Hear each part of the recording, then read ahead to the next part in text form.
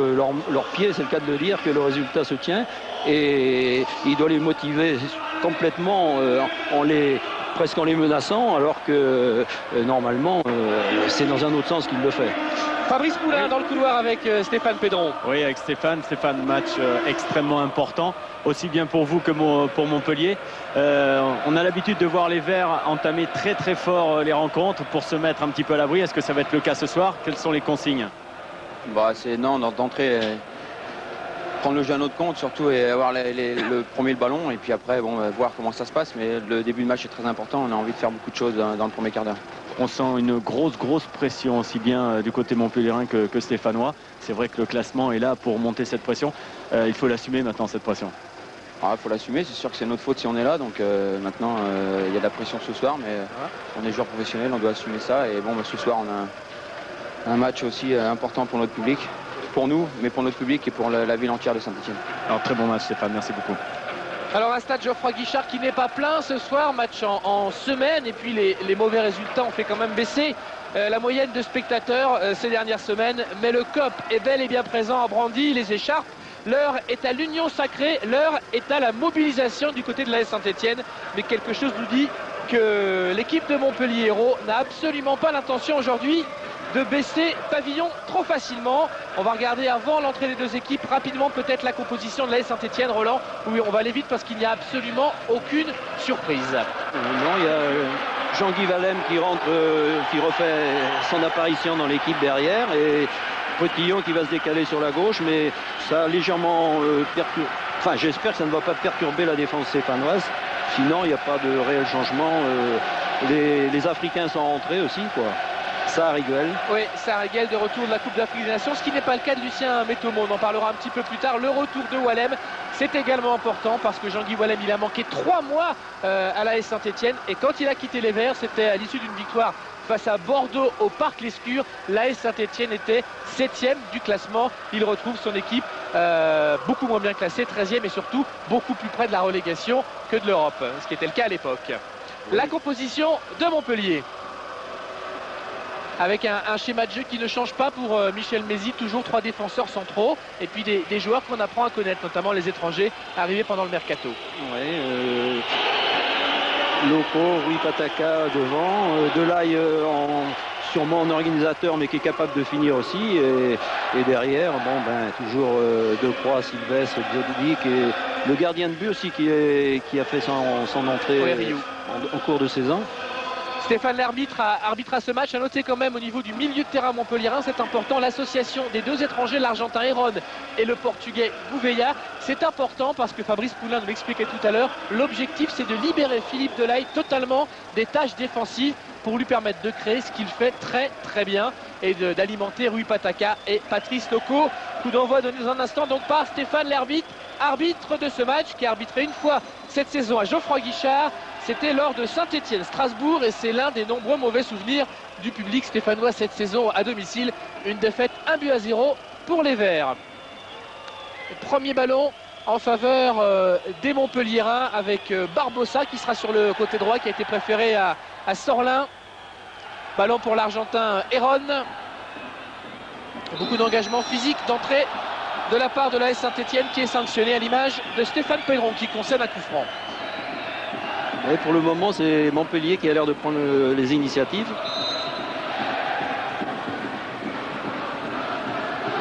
Mais c'est peut-être pas plus mal pour Saint-Étienne non plus. Parce que le schéma de ces dernières journées, c'était plutôt Saint-Étienne qui poussait, poussait en début de match. Allez, on va suivre ce coup franc frappé par le Portugais Antonio Gouveia, l'un des deux Portugais de cette équipe montpelliéraine, avec l'attaquant Rui Pataka. On va chercher la tête de Franck Sylvestre par exemple. Le coup franc de Gouveia frappé directement. Le ballon est toujours dans la surface stéphanoise. Zodic cherchait à le récupérer. Ballon toujours montpelliérain avec Gouveia qui fait admirer une jolie technique et un premier tacle de Stéphane Pédron qui vient défendre dans sa zone.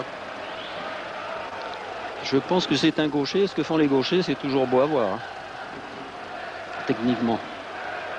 Alors la touche effectuée vers Rui Pataka, essayer de rejouer avec Philippe Delaye. Nouveau dégagement stéphanois et nouvelle touche concédée par Stéphane Pédron qui réclamait ce ballon et qui ne l'aura pas. La touche dans un instant jouée par Barbosa. On a vu Jérémy Janot dans le but stéphanois confirmé.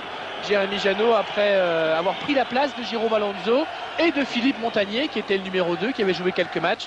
Jérémy Janot a fait ses grands débuts, son retour dans l'équipe première de Saint-Etienne, lui le gardien de la CFA2 face à Lorient la semaine dernière en Coupe de France, pour une élimination dans laquelle il n'est pas impliqué parce que Saint-Etienne a été très malheureux ce jour-là et Janot a été très bon.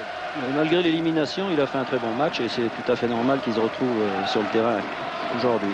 Et bien sûr Jérôme Alonso qui fait partie des joueurs écartés par Robert Nouzaret, tout comme Kader Ferraoui ou encore Omar Abilong. On l'a vu tout à l'heure avant le match, les Stéphanois, même ceux qui ne jouent pas, sont présents aujourd'hui pour soutenir leurs partenaires.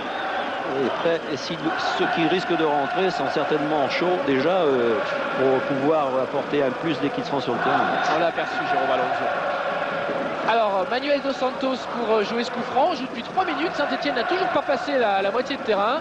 Tête de Jean-Guy Wallem, Barbosa, Decroix, longue relance d'Éric Decroix et hors-jeu signalé par Monsieur Perrault, assistant de Monsieur Lermite. En tout cas, Cyril, une équipe montpelliéraine qui est très très bien en place sur le terrain, avec deux joueurs qui sont au marquage individuel, c'est Sylvestre sur Alex et Dodic sur Aluoso. Donc deux duels qui vont être très très importants pour la suite de cette rencontre. Il est évident que si les Stéphanois prennent l'ascendance sur leur adversaire direct, eh bien Saint-Etienne sera dangereux. Par contre, depuis le début de la rencontre, on a du mal à trouver les deux attaquants stéphanois parce que le marquage est très serré et une équipe montpelliéraine qui réduit les espaces entre les lignes, pour l'instant bien en place. C'est donc Éric Decroix qui fait office d'homme libre, de libéraux de cette équipe de Montpellier, ce qui change l'habitude de Michel Mézy. C'est souvent Franck Sylvestre qui a joué à ce poste cette saison. Tête de Wallem, long dégagement de Kfarme. La tête de Franck Sylvestre et nouveau ballon pour le Norvégien Kfarme qui retrouve une place de latéral après avoir supplé les absences de Wallem et de Metomo dans l'axe. C'est une place qui lui convient mieux au Norvégien Kfarme. Gouvéa cherche un long ballon. On va retrouver Kfarme qui ne peut donner à son gardien et qui joue avec Jean-Guy Wallem, capitaine de la SS. Janot. Kfarme. Et c'est à l'inverse des autres matchs, oui, c'est Montpellier qui domine plutôt que Saint-Etienne actuellement. Alors est-ce que c'est une nouvelle tactique de Robert Nouzaret? Alors Pedron à la frappe de Stéphane Pedron, ce sera sans problème pour Rudy Rioux. C'est la première frappe du pied gauche de Stéphane Pedron. Il y en aura sans doute d'autres dans ce match. Éric Decroix était tout près de toucher cette balle.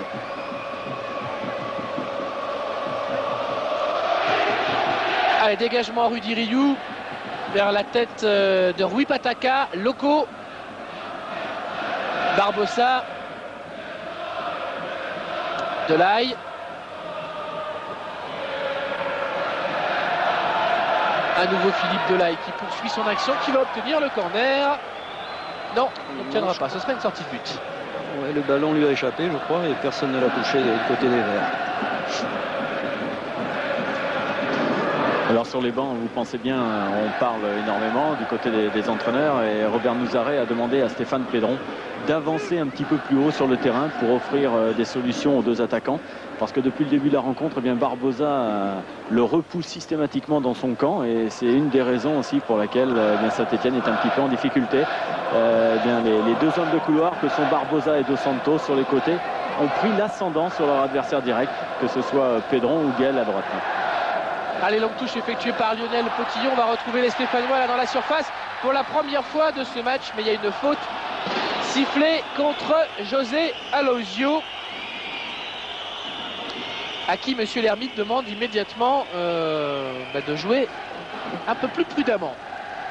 Oui, il était un peu lancé, mais je ne pense pas qu'il a voulu vraiment mettre le pied. Ah, c'est un attaquant physique, hein, on le sait. Il a reçu 5 avertissements depuis le début de la saison. C'est une masse.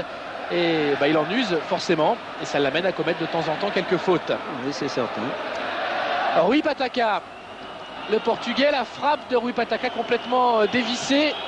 Un ballon qui va sortir en touche, mais un ballon et une action qui confirme les intentions montpelliéraines dans ce début de match. Ouais, les Montpelliérains ont bien entamé ce match et sont bien placés sur le terrain. Mais c'est peut-être pas plus mauvais d'un côté pour les Verts, puisqu'ils vont avoir des espaces qu'ils n'avaient pas jusqu'ici.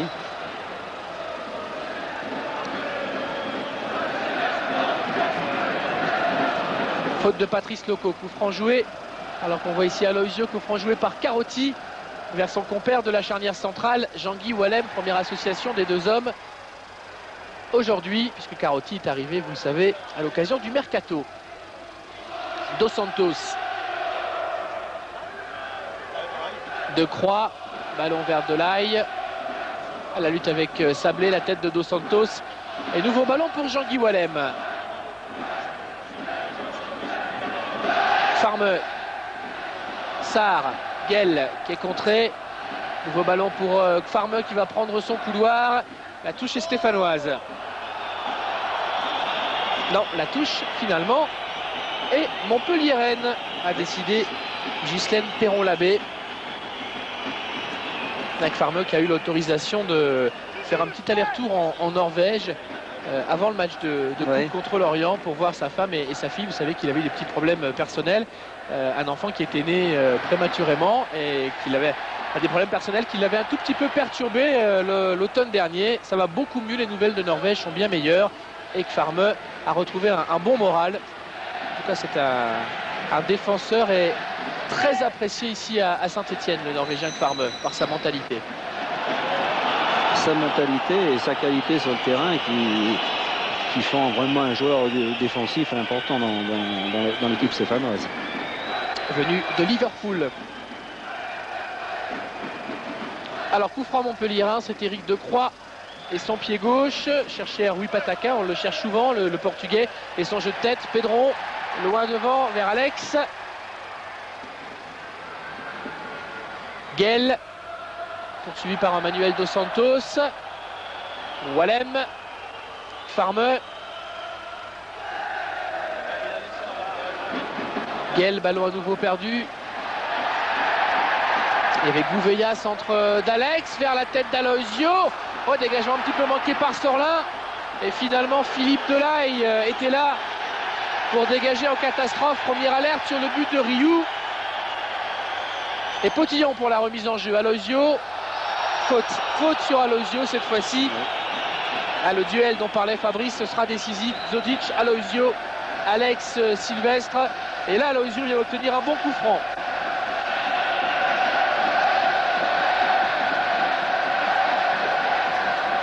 Pedron pour le frapper. Ouais, c'est un bon coup franc pour les Verts. Pedron avec son pied gauche et devant Alex et Kvarme qui est monté aussi. Sarr, Wallem. Oui, il y a quelques bons joueurs à la tête là aussi. Attention, cette frappe de Pedron qui a choisi de frapper au sol fort. Un ballon qui est sorti par les joueurs montpelliérains avec Rui Pataka qui est passé, qui peut servir Patrice Loco. Attention à ce contre montpelliérain. Loco essaie de rejouer avec Rui Pataka, c'est bien joué. Delaye appelle le ballon, si Rui Pataka peut éliminer Guel, ce qu'il a fait. Et le but et l'ouverture du score pour Montpellier. Ici à Geoffroy Guichard sur un coup du sort terrible. Puisque pour son retour, Jean-Guy Wallem marque contre son camp. Mais sur un contre admirablement mené par Montpellier et par le duo Loco-Rui Pataka. Oui, je l'ai dit, ils vont être très dangereux quand même, ces deux joueurs. Et bon, Jean-Guy Wallem, là, est sur la trajectoire de la balle, il a dévié malencontreusement, mais... Ce qu'il faut voir quand même, c'est important, c'est que si Jean-Guy Wallem ne la dévie pas, il y a Delaye notamment qui est tout seul au deuxième poteau. C'est ça, il est tout seul au deuxième poteau. Donc, et ça peut être aussi dangereux. Oui, oui, si c'est pas but contre son camp, ça peut faire but direct. En tout cas, le résultat est le même.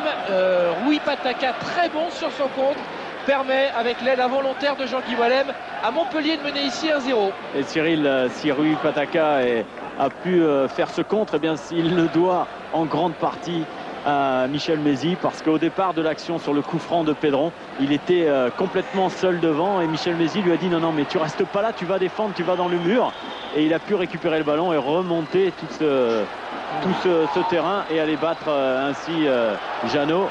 Mais en tout cas, Michel Mézy qui est très très satisfait pour l'instant de son équipe, parce qu'elle est bien en bloc, solidaire, et où les joueurs se parlent énormément sur le terrain. Du côté de Saint-Etienne, on sent une équipe très très crispée, très tendue, avec des joueurs qui, bien souvent, on le dit, hein, il y a le ballon qui leur brûle les pieds. Roland connaît bien cette expression. Et quand on n'est pas en confiance, eh bien souvent on a ce genre de problème. Et les mains, Fabrice, parce que là Jérémy Jeannot a touché le ballon de la main en dehors de la surface. Coup franc logique pour Montpellier. Jérémy Janot s'en sort bien parce que l'application stricte du règlement aurait pu lui valoir de gros ennuis. Attention, bon coup franc pour Montpellier et c'était frappé par Gouveia. C'est un corner pour les Montpelliérains. Ah, c'est une entame de match terrible pour les Stéphanois qui sont en plein doute, qui pour le moment ne se sont pas vraiment présentés devant le but adverse. Robert Duzaret doit avoir quelques soucis là dans la tête et Monsieur l'Hermite, lui, est en train de discuter avec Louis Pataka et Alonso. Demande à tout le monde de rester calme pour que ce corner puisse se jouer normalement dans entame de match difficile vraiment psychologiquement pour les Verts. Attention à ce corner, la tête de Kfarme, juste ce qu'il fallait parce que Franck Sylvestre était bien placé. Ouais, ils sont toujours dans le camp stéphanois et ils démarrent le match certainement plus libérés que les Stéphanois, comme le disait Fabrice. Kfarme à la lutte avec Manuel Dos Santos, ballon dégagé par Sablé et puis par Gaël. À nouveau Sablé pour Alex, mais la balle est sortie en faveur de Montpellier. Sylvestre va laisser cette balle à son latéral Manuel Dos Santos. Gouveia qu'on voit beaucoup depuis le début de ce match. Gouveia essaie d'éliminer Kfarme qui met en touche. Bon match des deux Portugais du Montpellier, de Michel Mézy, Rui Pataka et Gouveia qui sont arrivés à la surprise générale à la fin du mercato, prêtés par le club de Belenenses, qui est un club de haut de tableau au Portugal. On les connaissait pas très bien, à vrai dire, et ils font bonne impression. Ouais, pour le moment, ils apportent un plus à cette équipe montpelliéraine. Et les Verts nerveux qui concèdent un nouveau corner, qui sont en train de s'énerver. Ouais, je pense qu'il faut qu'ils gardent leur calme et qu'ils essayent de jouer leur jeu sans s'énerver, sinon ils ne vont pas s'en sortir. Oui, on n'est pas très loin du chaos. Attention, des minutes très difficiles pour Saint-Etienne. Delaye et Wallem qui a mis sa tête au bon moment pour sortir cette balle. Zodic.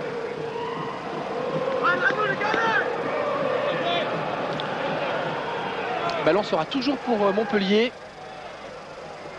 Barbosa pour cette remise en jeu.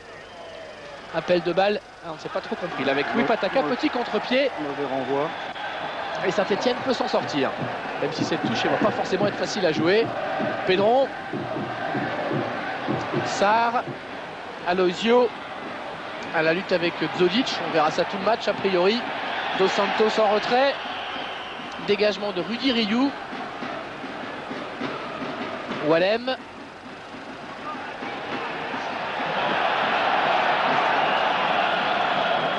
Gaël, Sarr, Pedron, bataille en milieu de terrain. Monsieur l'Hermite a laissé l'avantage aux Stéphanois. Alex, bon ballon vers Pedron. Pedron essaie de jouer avec Pape Sarr. Potillon pour Pedron. Le ballon capté là par Montpellier, contre peut-être amorcé par Philippe Delaye. Qui a des jambes, on le sait. Pataka, Delaye. Le tacle de Bruno Carotti. Monsieur l'Hermite fait signe de continuer à jouer. Ça s'anime, ça s'emballe. Alex avec une bonne prise de balle. Mais un retour de Gouveia. Un retour illicite et coup franc pour les Verts. Il a l'air d'avoir retrouvé un peu plus de vivacité, Alex. Je pense que ça sera aussi quelque chose d'intéressant.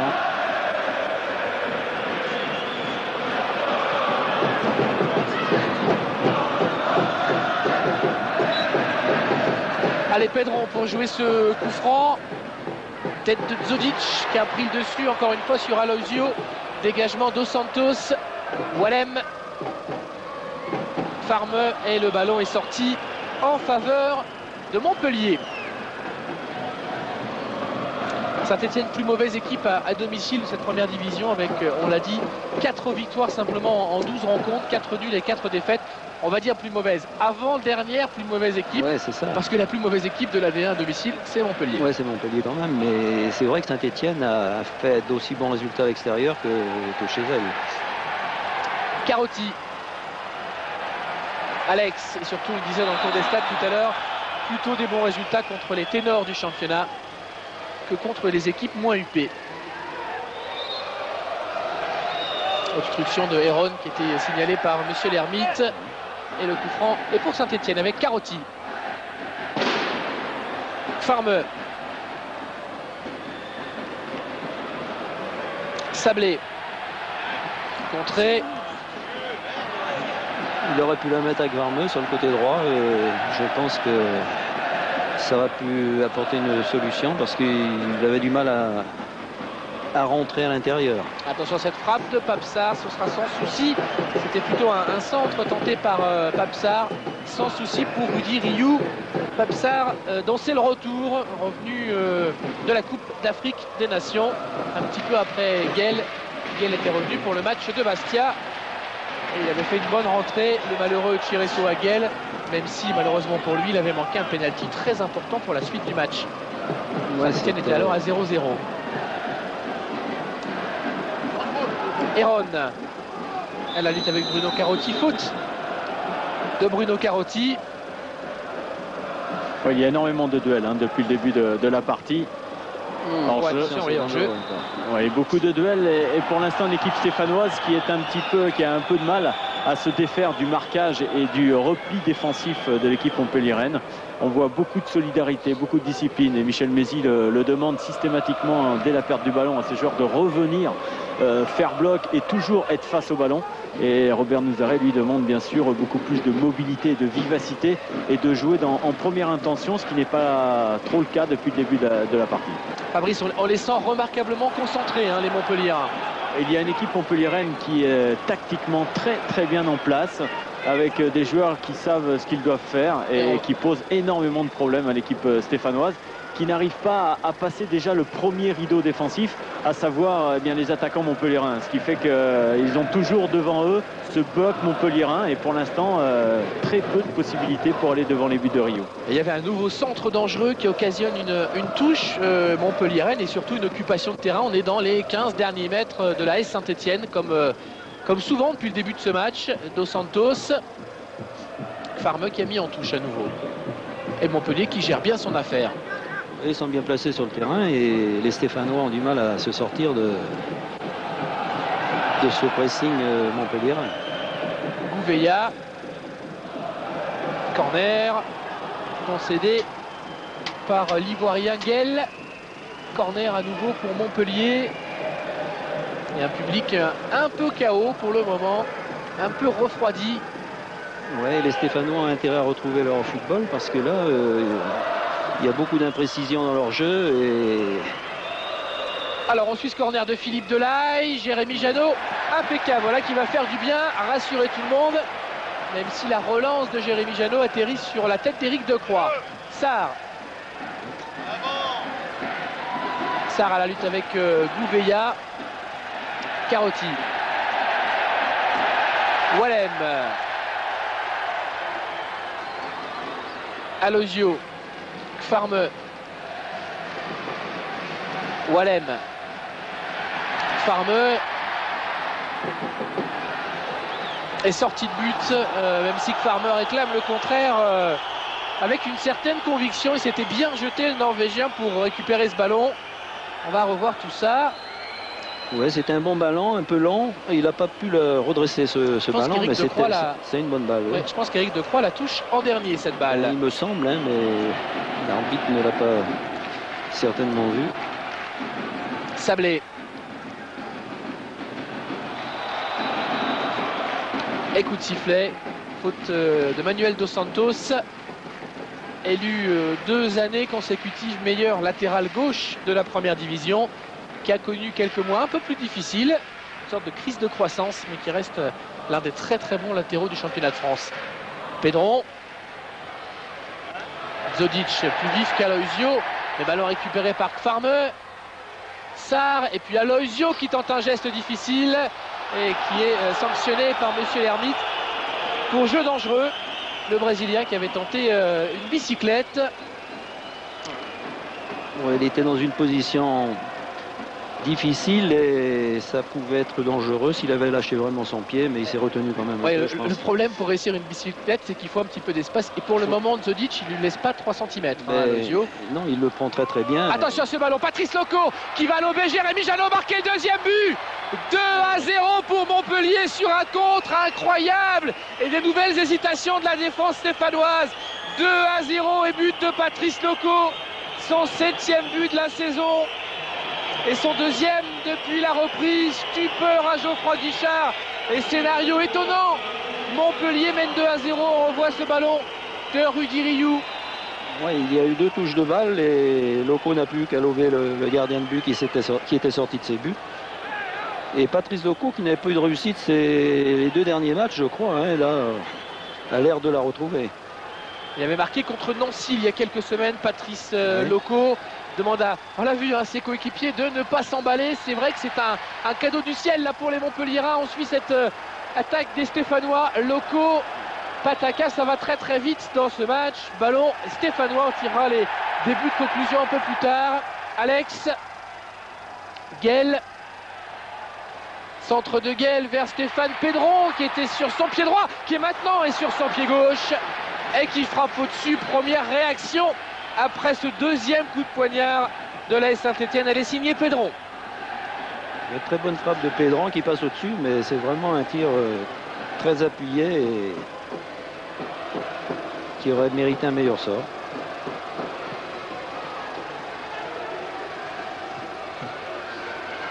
Alosio, Guel,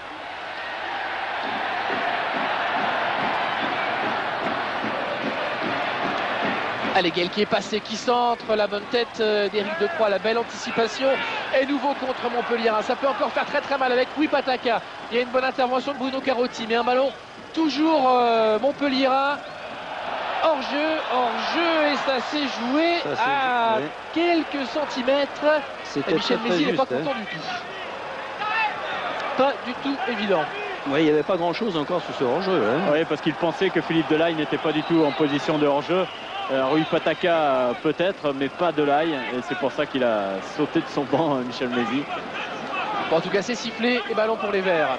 Pedron, Potillon, Sylvestre, ballon mis en touche. Mais quel début de match, quel étonnant scénario, quel étonnant 2e but aussi, qui a complètement surpris les Stéphanois sur une relance. On suit ce centre de Potillon, cette tête de Decroix. Alex, et des possibilités là avec Guel, la révolte stéphanoise peut-être en marche. Pedron, centre contré au départ, tête de Sylvestre et nouvelle reprise non cadrée. Ils ont l'air de se réveiller un peu les Stéphanois, mais avec 2 buts ça va être encore très très difficile. Il faut qu'ils arrivent à marquer un but avant la mi-temps au moins pour pouvoir avoir une chance de revenir au score. Rioux qui dégage, on a revu le visage de Sablé. Pedron vers Aloisio, pas de faute de Dodic, une faute réclamée par le public de Geoffroy Guichard et Ron, et nouvelle hors-jeu. Bon, c'est vrai que les Montpelliérains ont 100% de réussite, Roland, mais il n'y a pas grand chose à dire quand même. Ils ont fait un très très bon début de match et ils ont trouvé la récompense à leurs efforts. Oui, ils ont bien entamé ce match et bon, en poussant, ils ont eu la réussite et c'est ce qu'il faut faire. Hein. Il faut provoquer la réussite, sinon. Alosio, nouveau duel avec Djodic. Pour le moment, Djodic prend le dessus, et ces ballons vers Alosio pourraient peut-être faire basculer le duel attaque-défense entre Saint-Etienne et Montpellier. Alosio n'est pas content du tout et va aller voir monsieur l'Hermite. Ça fait plusieurs fois que c'est très chaud entre Djodic et Alosio. Pour le moment, l'arbitre a privilégié le défenseur montpelliérain, mais c'est un duel qu'il va falloir suivre de très très près. Oui. Farme, balle au pied. Alex, ouais, bonne talonnade d'Alex. Farme pour le but de Stéphane Pedron. Et Saint-Etienne revient à 2-1. Le point rageur de Stéphane Pedron. La joie des supporters. Et c'est le Norvégien Farme là, qui est allé s'arracher avec aussi une superbe talonnade d'Alex, Roland. Ouais, une superbe talonnade d'Alex et sur une très très belle action stéphanoise, il marque logiquement ce but là sans problème. Avec un Pedron qui avait bien suivi naturellement. Quel point rageur de Stéphane Pedron. Oui, il est temps qu'il se libère là parce que je les voyais mal partis, mais là tout est remis en question. 7e but de la saison pour Pedron et Geoffroy Guichard rugit de nouveau. Pedron qui n'avait pas eu beaucoup de réussite ces derniers temps face à son ancien club Lorient, surtout face à Auxerre il y a quelques semaines, un match que Saint-Etienne avait copieusement dominé et où Pedron avait eu pas mal d'occasions, puis également contre Lens. La dernière défaite en date des Stéphanois en championnat à domicile, 2-0, et beaucoup de frappes pour Pedron que Varmus avait sorti. Cette fois il a trouvé le chemin du but, c'était pas très difficile, mais c'est un but très important. Pedron avait le mérite de se trouver là. Saint-Etienne est revenu à 2-1. Oui, Saint-Etienne qui a retrouvé un allant de par les propositions autour du porteur du ballon.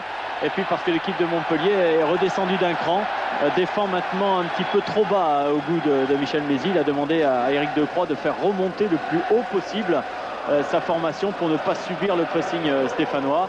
Et c'est vrai que dès l'instant où on voit davantage Pedron à gauche et Guel sur la droite, eh bien Saint-Etienne a d'autres solutions et peut aller très loin et avoir des possibilités de but. Oui, je pense qu'il faut qu'ils continuent à appuyer là pour sur leur lancée, essayer de remarquer un deuxième but, sinon ils vont être à la merci encore de contre-attaque montpelliéraine du fait qu'il va y avoir des espaces des deux côtés, parce que je pense que les deux équipes vont jouer pour marquer, pour faire le chaos.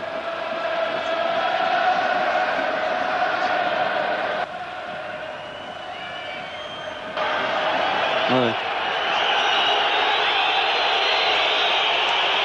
Les deux entraîneurs, Robert Nouzeret et Michel Mézy, qui vivent forcément tous les deux des heures difficiles ces dernières semaines. Michel Mézy avait qualifié sa mission d'impossible lorsque, contraint et forcé, entre guillemets, il avait pris la succession de Jean-Louis Gasset. Cornet, coup franc, tête de Sylvestre, coup de sifflet de monsieur l'arbitre et ballon pour Saint-Etienne. Joué rapidement par Wallem. Les Verts qui veulent emballer ce match, qui a déjà beaucoup de rythme. Alex, intervention de Croix. Héron, Gouveia, voilà la paire de milieux défensifs montpelliérains. Pedron, Alex, Sarr, c'était vers Aloisio. Dégagement de Zodic. On a vu un beau geste d'Alex sur le but stéphanois. Oui, techniquement, il est capable de faire des choses extraordinaires. Guel avec Farmeux. Le Montpellier est en train de confirmer que son stage à Tournant attention à ce centre de Farmeux, parce que Pedron était tout près de reprendre, et pénalty pour la Saint-Etienne, parce que le pied de Stéphane Pedron, semble-t-il, a été enlevé par l'Argentin Héron. Non, Cyril, c'est Barbosa qui est sanctionné pour avoir retenu Aloisio dans la surface de réparation, pour l'avoir ceinturé. Et monsieur Lermite a vu le geste et donc il a signifié à Barbosa qu'il avait retenu l'avant-centre, et donc pénalty. Merci Fabrice, on l'a revu sur le ralenti, on aura le temps de revoir ça dans quelques secondes. Le geste de Barbosa et le pénalty à venir. Alors Aloisio va le frapper. On rappelle que Guel était le tireur de pénalty stéphanois, qu'il avait manqué son pénalty à Bastia. Donc là encore des secondes difficiles pour Aloisio, qui prend la succession d'un partenaire qui a manqué un pénalty. C'est jamais évident. Rudy Rioux tendu comme un arc, concentré. Aloisio, l'homme sur qui la faute a été commise. La frappe d'Aloisio et l'égalisation de Saint-Etienne. 3 minutes après le but de Pedron, Aloisio remet les deux équipes à 2 partout. Il relance le match. Là, il n'a pas fait de sentiment. Il a mis un tir en puissance et ne laissant aucune chance au gardien.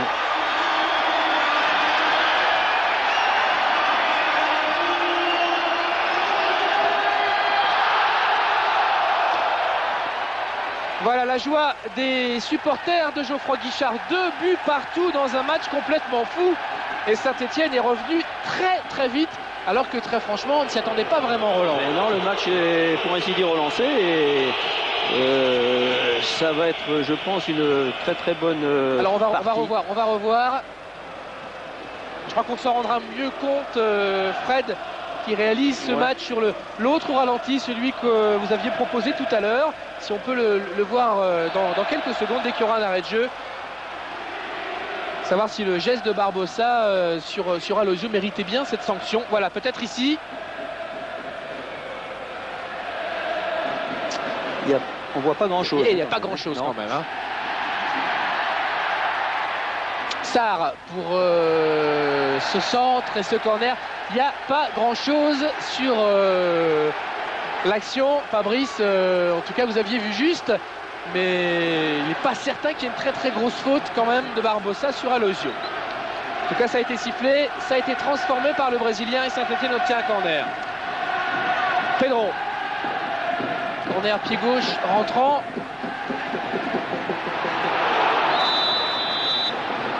Et nouveau coup de sifflet, cette fois en faveur du Montpellier Hérault.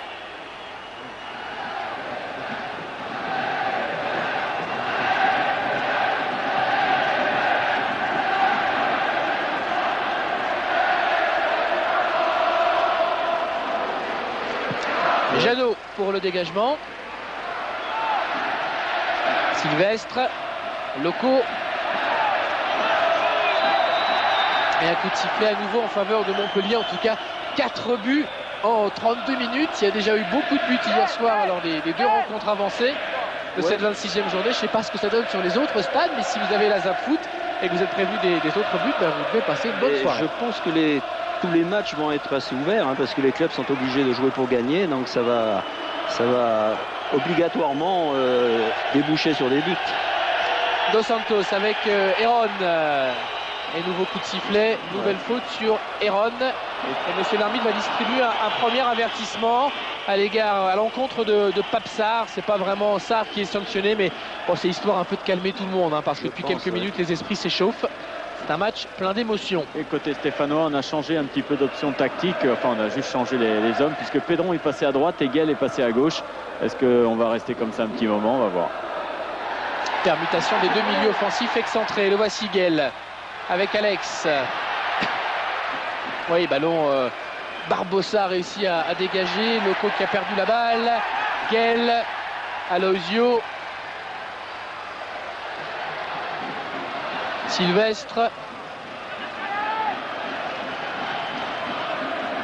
Bon ballon de Barbosa vers Delaye. Et si Delaye peut transmettre à Rui Pataka, il y a des trous à nouveau derrière et Montpellier se retrouve en bonne position. Ouais, encore une action dangereuse de Montpellier où ils étaient 2 contre 1. Allez, Sarr avec Farme, c'est complètement échevelé là, cette première mi-temps. Pedron.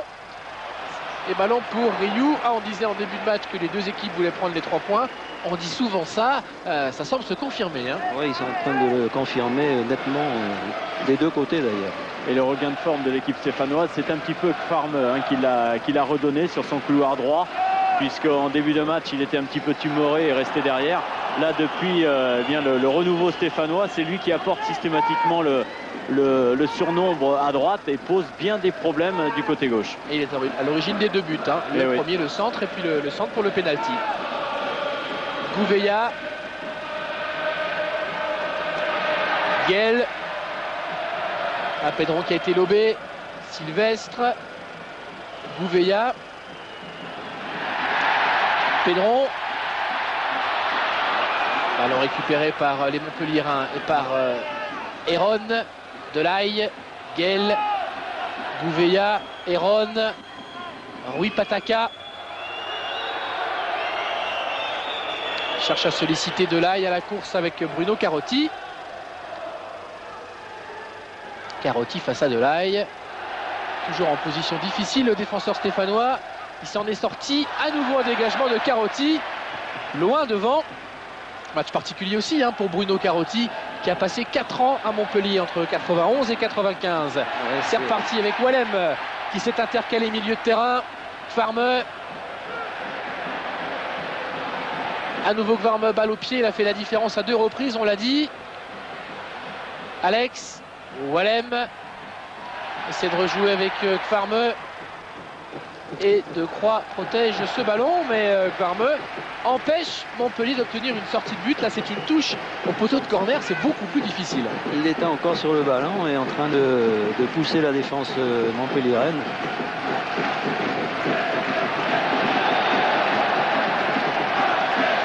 La touche est stéphanoise. Farme.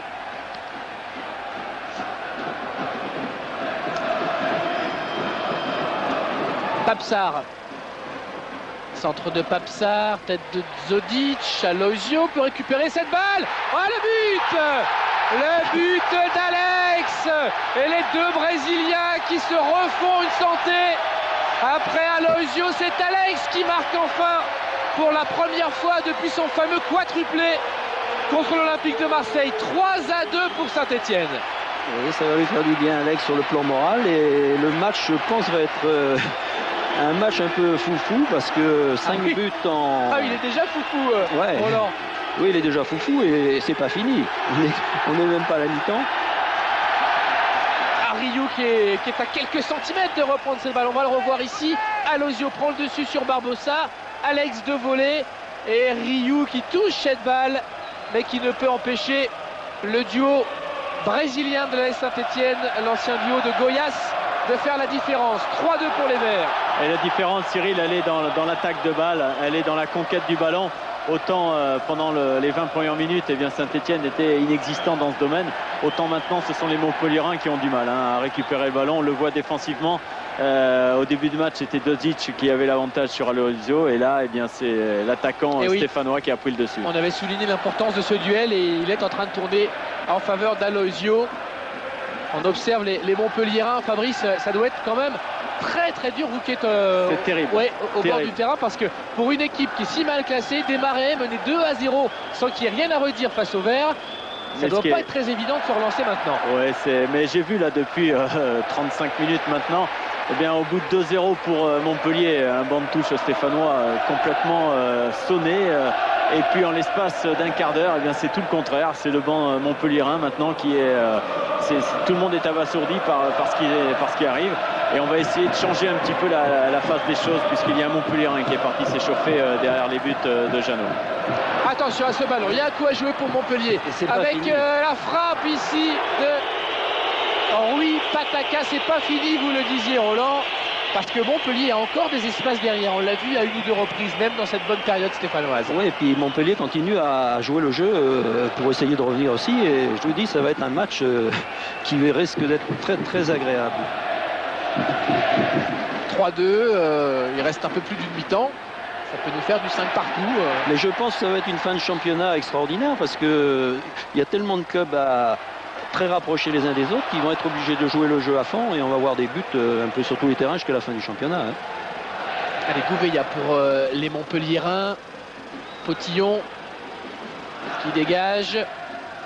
La tête de Sylvestre. Gouveia à nouveau. Philippe Delahaye dans une position qu'il aime bien. Capable de bien perforer dans l'axe. Mais il a été repris Delahaye par Sablé. Alex.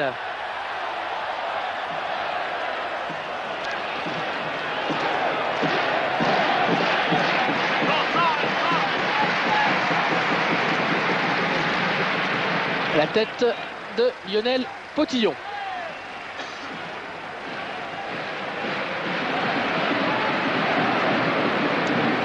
Barbosa.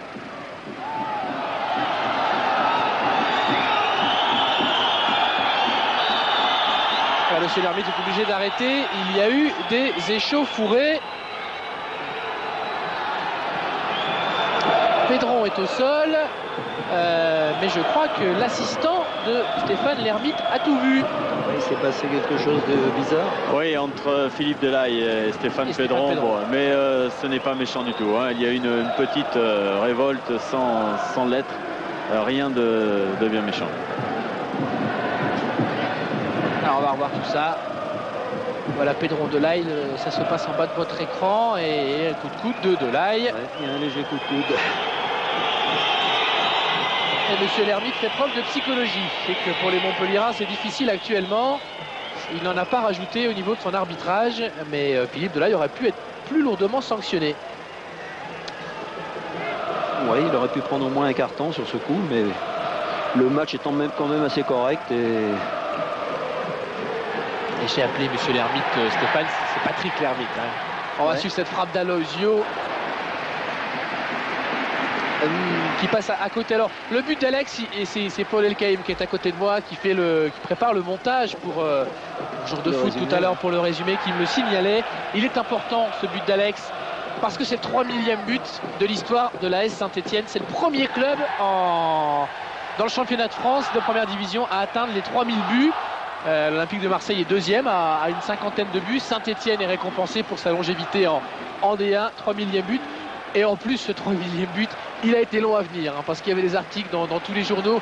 Il y a quoi, un mois et demi, à qui le 3 millième but? C'est pour cette semaine, c'est pour la semaine prochaine. Mais comme Saint-Etienne était resté 4 matchs et 13 minutes sans marquer avant cette rencontre, un petit peu plus puisqu'ils ont marqué au bout de 25 minutes. Donc 4 matchs et quasiment une mi-temps. Les buts ont été longs à venir. Et puis ils sont venus 3 d'un coup. Le 2998e, le suivant et le 3 millième inscrit par Alex. Alex, on le retrouve ici pour un ballon vers Aloisio. Donc Alex est entré dans l'histoire et de l'AS Saint-Etienne et du championnat de France. Oui, il aura fait coup double.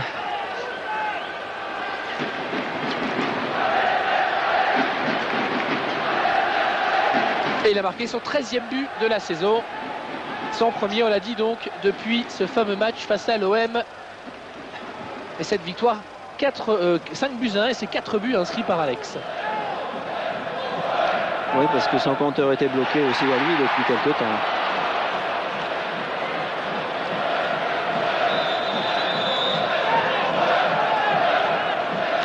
Et là, ballon récupéré par les Montpelliérains. Coup de sifflet de Monsieur Lermite. Et dégagement, Rudy Rioux, qui sur l'un de ses dégagements a permis tout à l'heure à Montpellier de marquer. Tête de Wallem.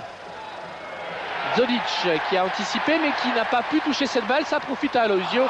Il y a un retour de Barbosa, une faute et un coup franc à venir. Un très très bon coup franc à nouveau à venir pour les Verts. Et certainement pour le pied gauche de Pédran.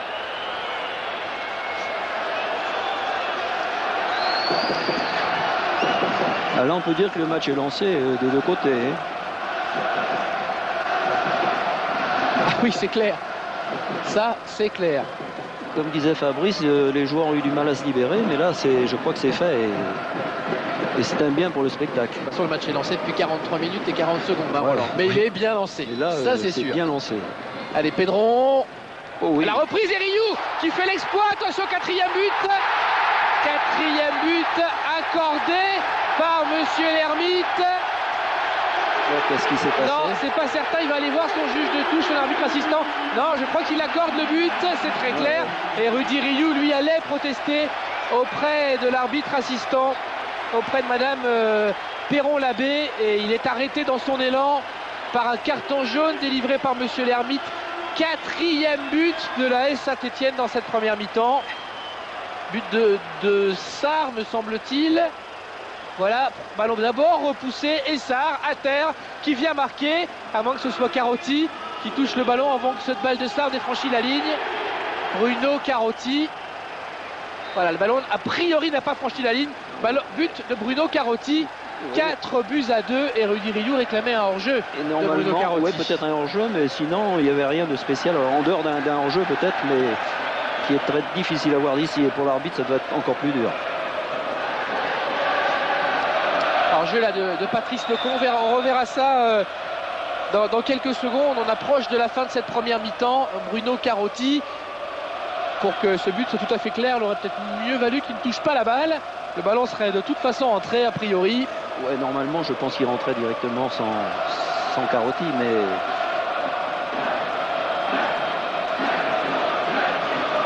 Jeannot pour le dégagement. 1 minute de plus après le temps réglementaire. Aloisio. Et c'est bien ce qu'on avait dit, Cyril, c'est un match vraiment offensif. Bon retour de Farme vers Jeannot. Il reste donc une vingtaine de secondes dans cette première mi-temps. Carotti buteur pour la première fois, bien sûr sous le maillot stéphanois, lui qui n'a encore pas gagné avec les Verts. Carotti c'était vers Sarr.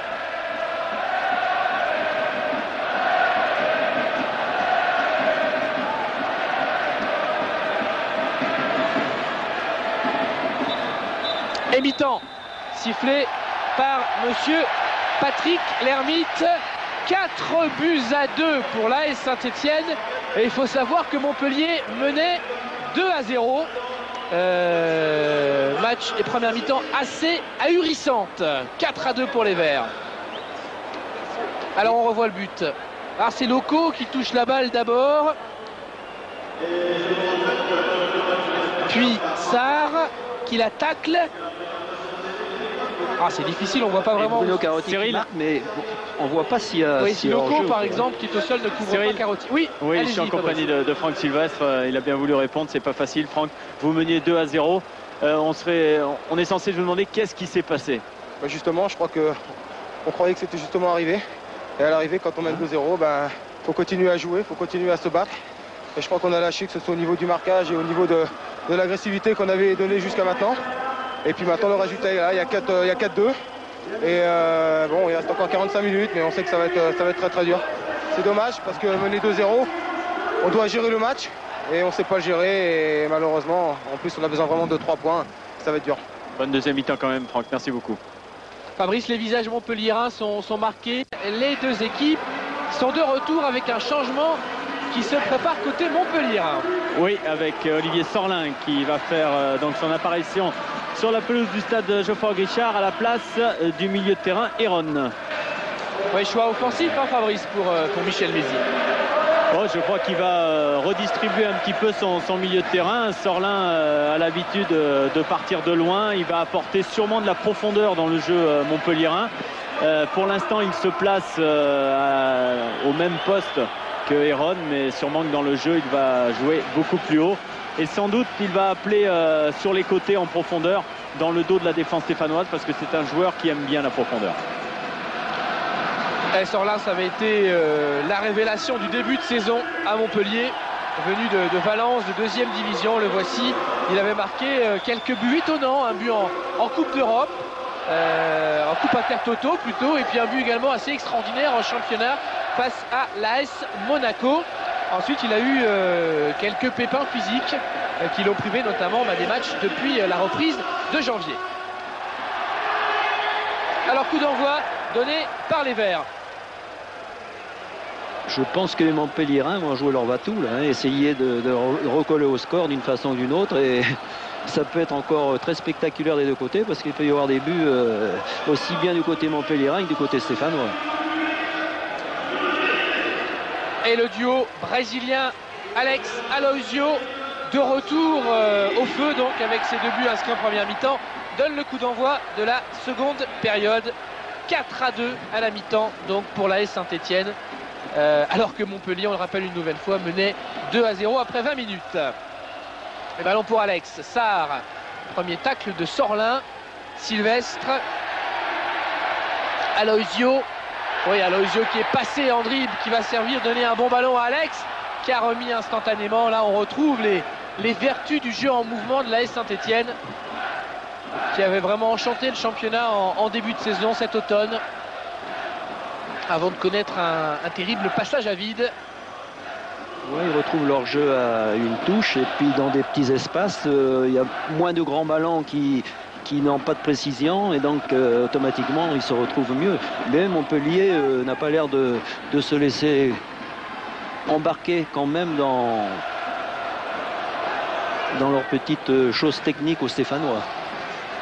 Alex n'avait plus marqué donc depuis le match face à Marseille le 11 décembre. Quant à Aloisio, c'est pire, c'était le 3 décembre, lui, face à Nantes, une victoire des Stéphanois à la Beaujoire.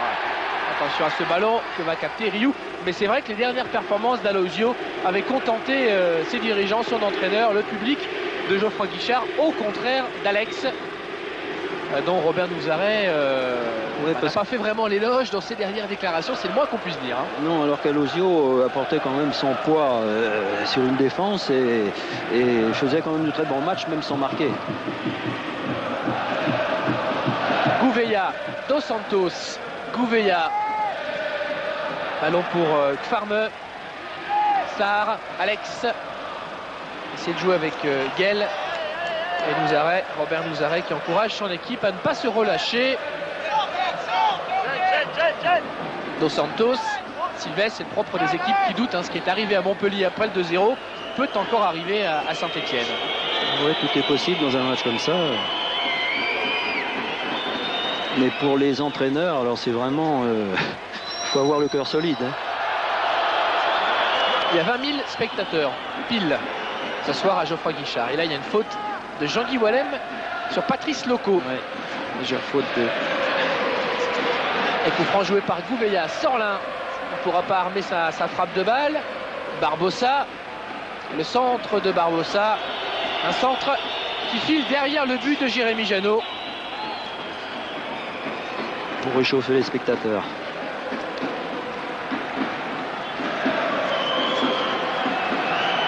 Et on est à l'échauffement. On a fuite des armes à venir. On l'a dit, Montpellier a déjà effectué un changement, ce qui n'est pas le cas de Saint-Etienne. Il y a des bancs limités quand même ce soir parce qu'il y a beaucoup d'absents des deux côtés. Fugier, Rodriguez et Garni sont suspendus à Montpellier. Serretzoum et Biles sont blessés. Et puis côté stéphanois, des suspendus, 3 également, Liasser, Subia, Fayol. Revel, ce qui permet d'ailleurs à Alex d'être titulaire aujourd'hui. Revel est touché aux adducteurs. Alonso, Bilong et Ferraoui ont été sortis du groupe par Robert Nouzaret. Manque enfin un Camerounais de chaque côté. Vainqueur de la Coupe d'Afrique des Nations l'un et l'autre, alors que là il y a un choc au milieu du terrain. On va revoir ce choc. Pedron et Barbosa restent au sol. Maouvé et Metomo, vainqueurs tous les deux de la Coupe d'Afrique des Nations avec le Cameroun dimanche face au Nigeria. Metomo, qui n'avait quasiment pas joué de cette CAN, a disputé une partie de la finale puisqu'il a remplacé un défenseur camerounais blessé. Eh bien, ils ne sont pas encore de retour du côté de Saint-Etienne. On espérait que Lucien Metomo pourrait revenir aujourd'hui. Et puis tous les Camerounais de festivité en festivité à Yaoundé sont retenus. Et ça agace un petit peu les clubs qui aimeraient bien récupérer leurs joueurs. Ouais, surtout les clubs qui sont en difficulté au classement. On bat tous, hein. Ouais, ils sont tous à peu près. Tous les clubs, la même même ceux qui jouent la Ligue des Champions, aimeraient bien récupérer les Camerounais. Je pense par exemple aux Nigérians, Okocha et Okpara du Paris Saint-Germain, qui eux non plus ne sont pas trop pressés de rentrer. Guel et Sarr sont revenus en cours de route puisque leur équipe, la Côte d'Ivoire, a été éliminée au premier tour. Ça c'est pour Guel. Le Sénégal a été sorti en quart de finale. Ça c'est pour Sarr. Sorlin. Zodic. On s'est relevé du côté de Pedron et de Barbosa. Alex. Pedron. Aloisio qui a fait écran avec son corps et qui est sanctionné. Faute d'Aloisio sur Sylvestre. Ouais, qui a pris la cheville de Sylvestre. Ouais.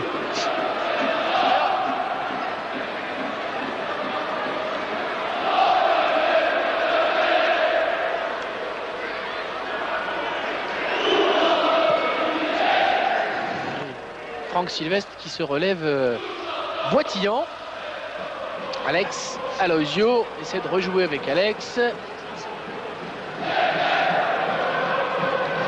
Gouveia. Farmeux.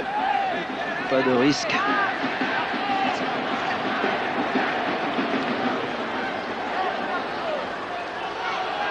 Loco. Et le ballon est sorti cette fois sur cette remontée de balle de Sablé. Tacle de Gouveia. Ballon pour Saint-Etienne. Farmeux. Aloisio. Dégagement Franck Sylvestre vers son vis-à-vis Wallem. À la retombée du ballon, il y a encore Farmeux, omniprésent, qui joue avec son gardien Jérémy Janot. Long dégagement de Janot, qui était le gardien titulaire de l'AS Saint-Etienne il y a quelques années en D2, avant l'arrivée de Jérôme Alonso. Dos Santos. Ouais, donc il connaît bien la maison. Farmeux. Alex. Faute sur Alex et coup franc pour les Verts.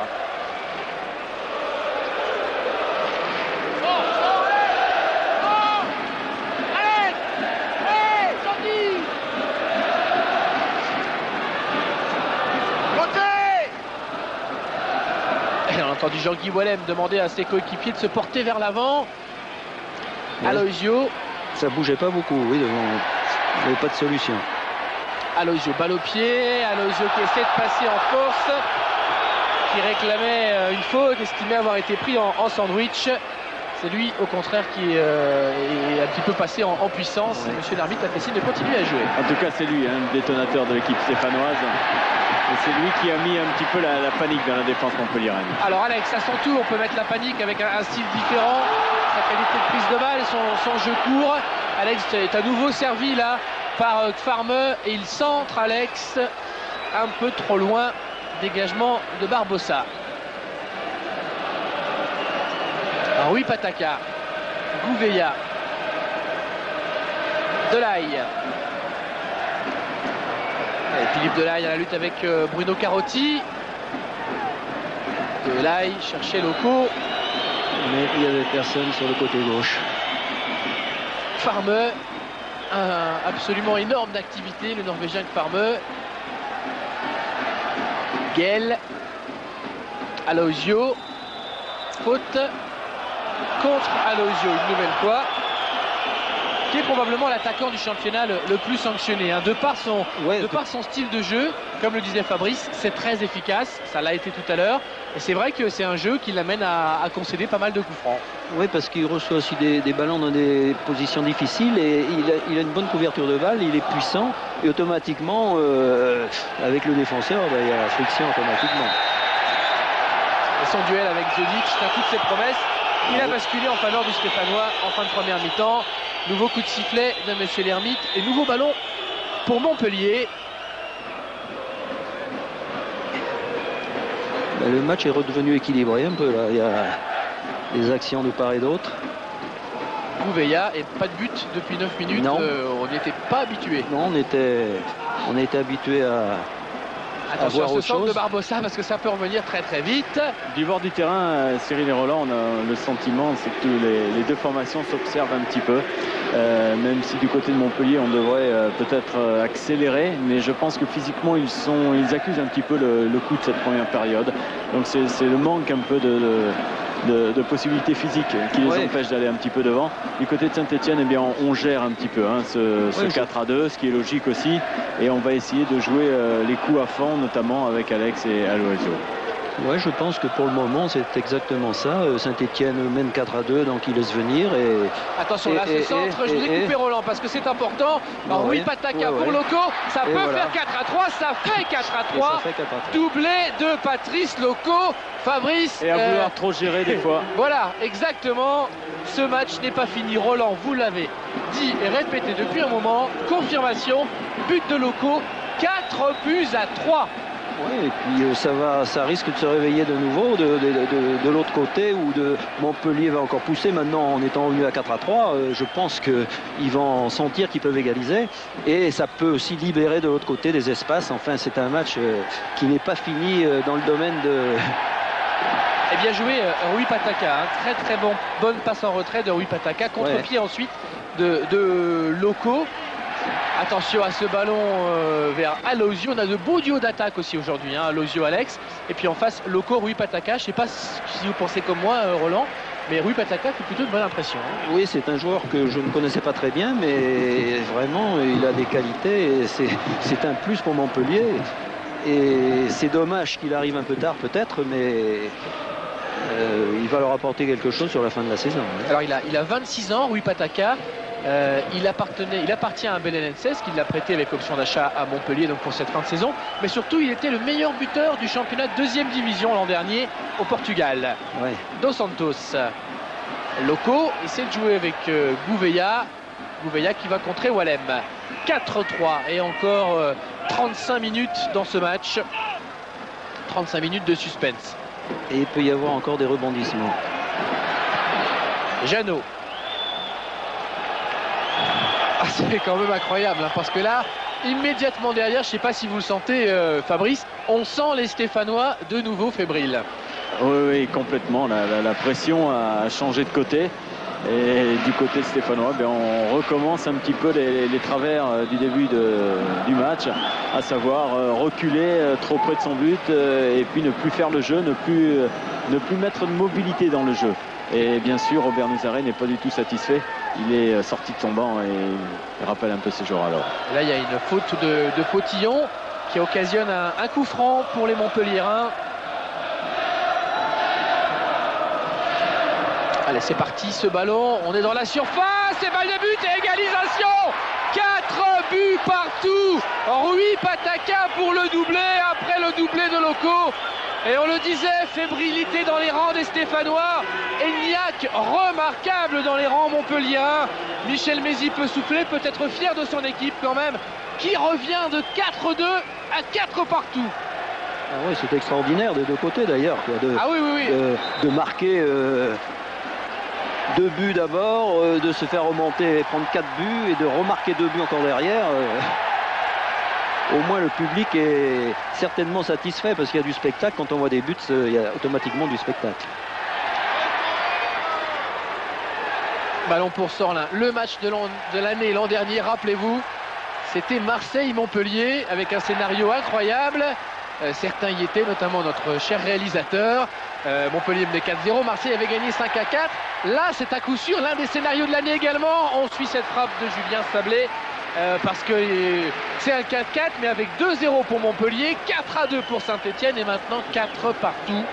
Et un score qui pour l'instant, aussi extraordinaire soit-il, ne fait l'affaire ni de Saint-Etienne ni de Montpellier. Donc on va continuer à jouer. Et on se plaignait de ne pas avoir de but, on en a vu 2 rapidement, ils nous ont écoutés.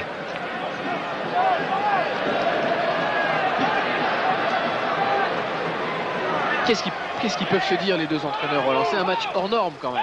Ben, ouais, c'est-à-dire que ils n'ont pas le choix. D'un côté comme de l'autre, il faut qu'ils gagnent. Donc automatiquement, ils doivent demander aux joueurs de jouer pour marquer les buts. Mais ils sont à la merci aussi d'en prendre. Donc il faut... Concernant les consignes, forcément, il y a des choses qui ne vont pas parce qu'un entraîneur prépare rarement son équipe pour faire un 4-4. Ben, oui, c'est complètement différent des matchs qu'ils font jusqu'ici. Je vais vous dire, en ce moment, ils sont un petit peu bercés par le match. Ils sont emportés par le match. Et je crois qu'ils subissent aussi beaucoup le match parce que même s'ils essaient de donner des consignes, c'est surtout pour réagir par rapport à une situation. Le match est lancé de telle façon qu'ils ne peuvent qu'essayer d'apporter des consignes pour améliorer le jeu. Mais c'est vrai qu'on est tous un petit peu emportés par cette euphorie. Les joueurs sont pris dans le match et automatiquement... Et on va suivre ce coup franc avec Stéphane Pedron et son pied gauche. Et contre Montpelliérain, Sablé tout seul, il ne sera pas le premier sur le ballon, ça peut faire très mal. Patrice Loco signalé en jeu. Je crois qu'il était bel et bien en jeu, Patrice Loco. Mais c'était encore bien parti pour Montpellier. Doublé de Loco, doublé de Rui Pataka. 7e et 8e but de la saison pour l'ancien Nantais et Parisien Patrice Loco, qui n'était pas loin d'être sur la liste des transferts avant Noël et qui s'est relancé. Contrairement à son ancien coéquipier Nicolas Wedek, qui est toujours en instance de départ. Et sur l'action, Cyril, et bien si Rui Pataka ne glisse pas dans l'axe central, il peut donner le ballon tranquillement à Patrice Loco, qui à ce moment-là n'est pas hors jeu parce que lui, il avait continué sa course. Il n'a pas pu s'arrêter pour justement attendre que Rui Pataka puisse lui donner le ballon. Et comme quoi, des fois, un tout petit rien peut changer beaucoup de choses. Oui, mais des situations comme ça, il y en aura d'autres, sans doute, des deux côtés d'ici la fin du match, tant les deux équipes sont portées par l'envie de gagner. Ah oui, rien n'est fini encore. Allez, dégagement, Franck Sylvestre. Sablé. On a souvent vu du spectacle avec l'AS Saint-Etienne cette saison. Ça, c'est clair, il y a eu un seul 0-0 en suivant les matchs des Verts. Et Montpellier participe aujourd'hui à ce spectacle. Et c'est pas forcément le régal des entraîneurs, mais c'est notre régal à nous. C'est le régal des spectateurs et puis de nous-mêmes, oui, parce que... Attention, cette frappe d'Alex, elle partait bien, cette frappe d'Alex. Très bonne frappe d'Alex, mais qui a été contrée. Pedron, Aloisio, pas de coup franc et une faute d'Aloisio qui va prendre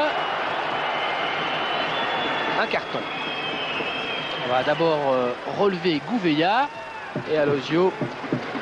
On a vu le geste de Monsieur l'Ermite est logiquement sanctionné pour ce tacle. Il a enlevé la jambe d'appui de son adversaire direct.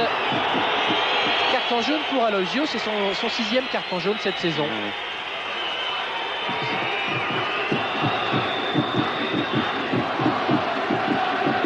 Automatiquement, en se jetant sur tous les ballons comme ça, on finit par faire des fautes. Et puis lui avec son gabarit en plus...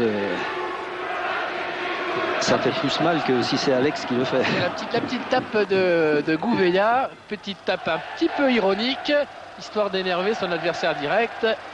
C'est chaud ce match, très très chaud. En plus, entre un Portugais et un Brésilien, on parle la même langue, donc on peut aussi s'échanger quelques mots doux. Ouais, dans ce domaine-là, ils se comprennent bien aussi.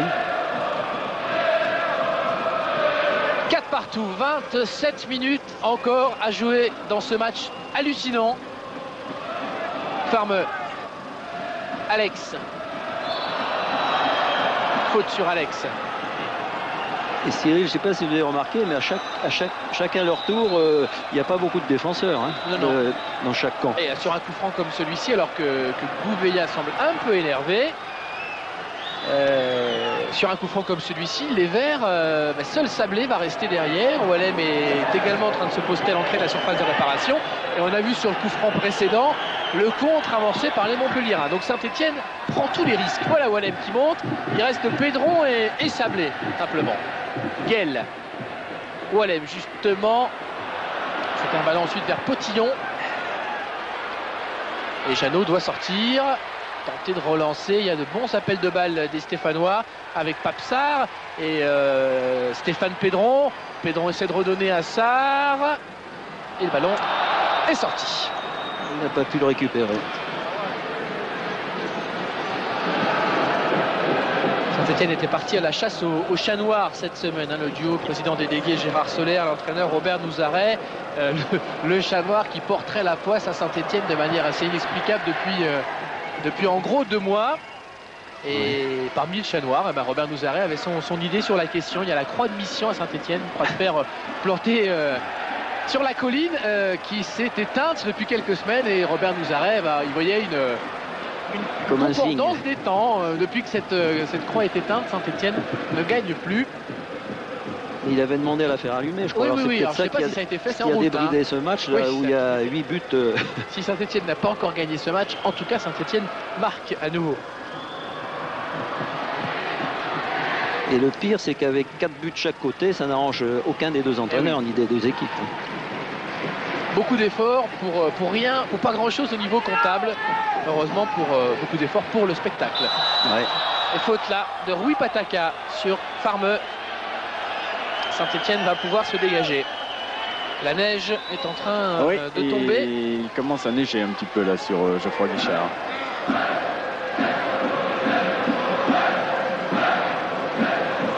Ça va ajouter un peu de piment, un peu de spectacle supplémentaire. Dos Santos plus vif que Pedron. Toujours Dos Santos. Pedron a essayé de se rattraper. Et il commet la faute, Stéphane Pedron. Donc ce soit Julien Sablé plutôt qui était sanctionné. Gouveia. Tête de Guel. Toujours la permutation dont parlait Fabrice entre Pedron et Guel. Et de nouveau à l'œuvre ici. Ça leur arrive souvent dans leur match de permuter d'un côté à de l'autre. Delaï n'est pas passé. Il y a une faute sifflée contre Bruno Carotti. Et un coup franc, un carton d'abord pour Carotti qui joue en défense à son poste de prédilection, le poste qu'il occupait au FC Nantes. On revoit sa faute sur Delaï et qu'il n'a jamais pu vraiment occuper à Paris. Et on voit M. Lermite donner pas mal de cartons là, distribuer un carton jaune sur chaque tacle difficile parce qu'il sent bien que plus le match va avancer, plus ça va être électrique. Et comme il ne veut pas que ça dégénère, eh bien il préfère sanctionner les joueurs maintenant, ce qui va obliger les joueurs aussi à être un petit peu en dedans sur certains tacles en fin de rencontre.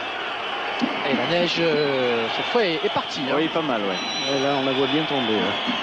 Attention à ce coup franc, ce coup de tête qui va sortir.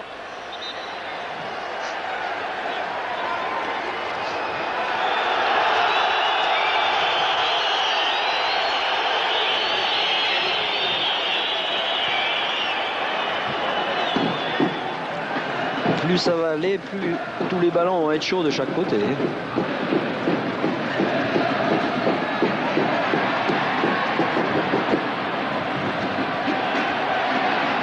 Potillon, Carotti, Oualem,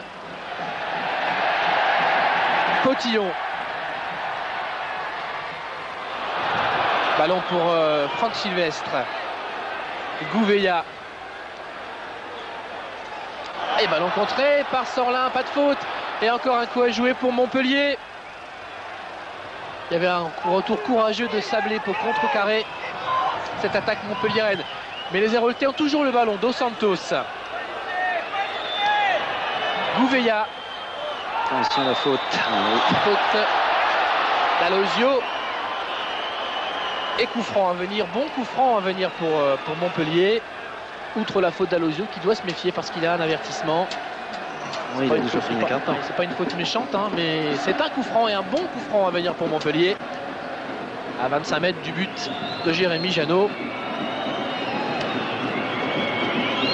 Alors, qui pour le frapper? L'an dernier, Franck Sylvestre avait connu une période d'euphorie sur coup franc. Il en avait réussi plusieurs consécutivement. Pas cette année. Cette année, il a marqué 2 fois, mais 2 fois de la tête. Ouais, c'est lui qui va le frapper. Lui qui va le frapper, oui. Alors, il y a de la neige, il y a du vent. Condition un peu de tempête. Le vent est contre Cyril. Le vent est favorable aux Stéphanois. Ouais. Contre la frappe de Franck Sylvestre qui pourrait bien partir très loin.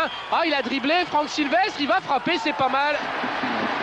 C'est bien joué, mais c'est bien capté par Janot. Très bonne frappe de Franck Sylvestre, mais très bon arrêt de Janot.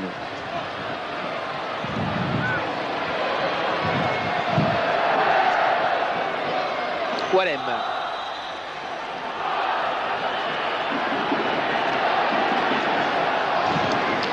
Ouais, là, c'est la tempête, là. Ça souffle, ça vente, ça neige. On n'est pas loin d'avoir tout eu dans ce match, hein, on s'en souviendra. Carotti. C'est un match complet. Potillon. Alex. Et du côté stéphanois, on va changer. Bruno Carotti va sortir, remplacé par Patrick Guillou.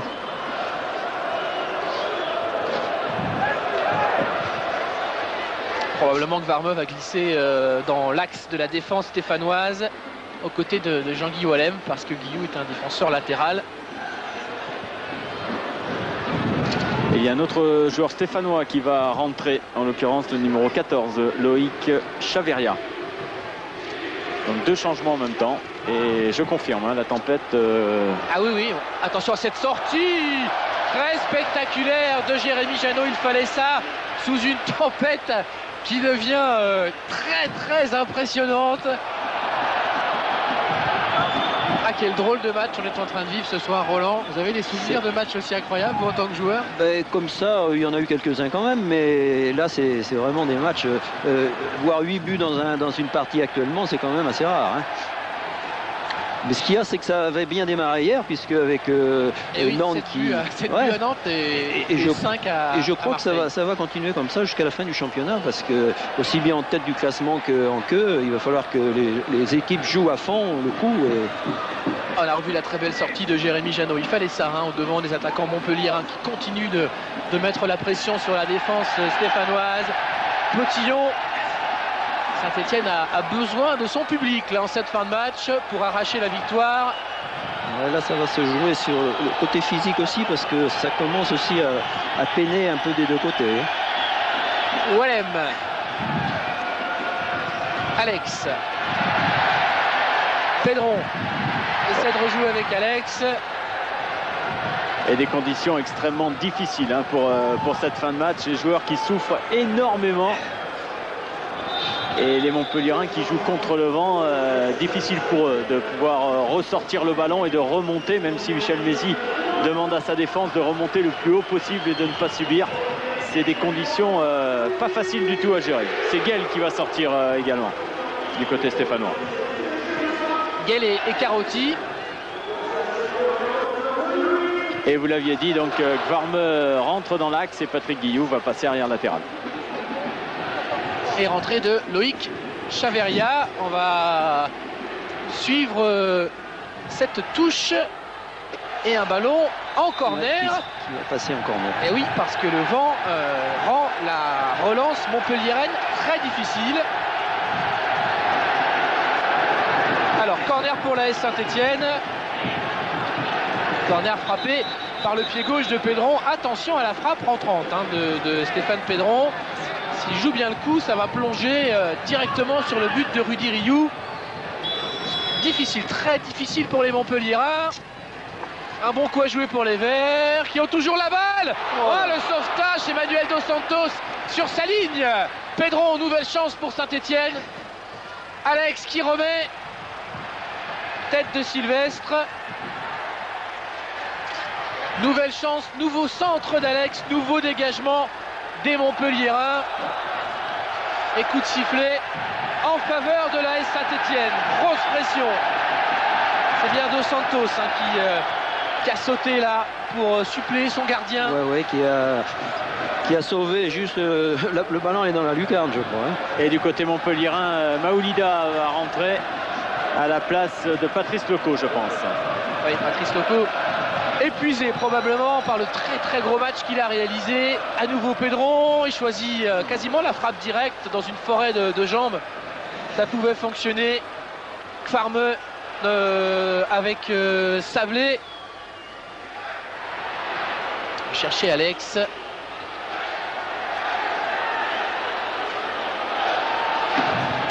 Walem. Et Walem qui a été pris par Gouveia. Les dernières courses peut-être de Loco. Ah, Loco était mieux placé là que Rui Pataka. Gouveia s'excuse d'avoir servi plutôt son compatriote.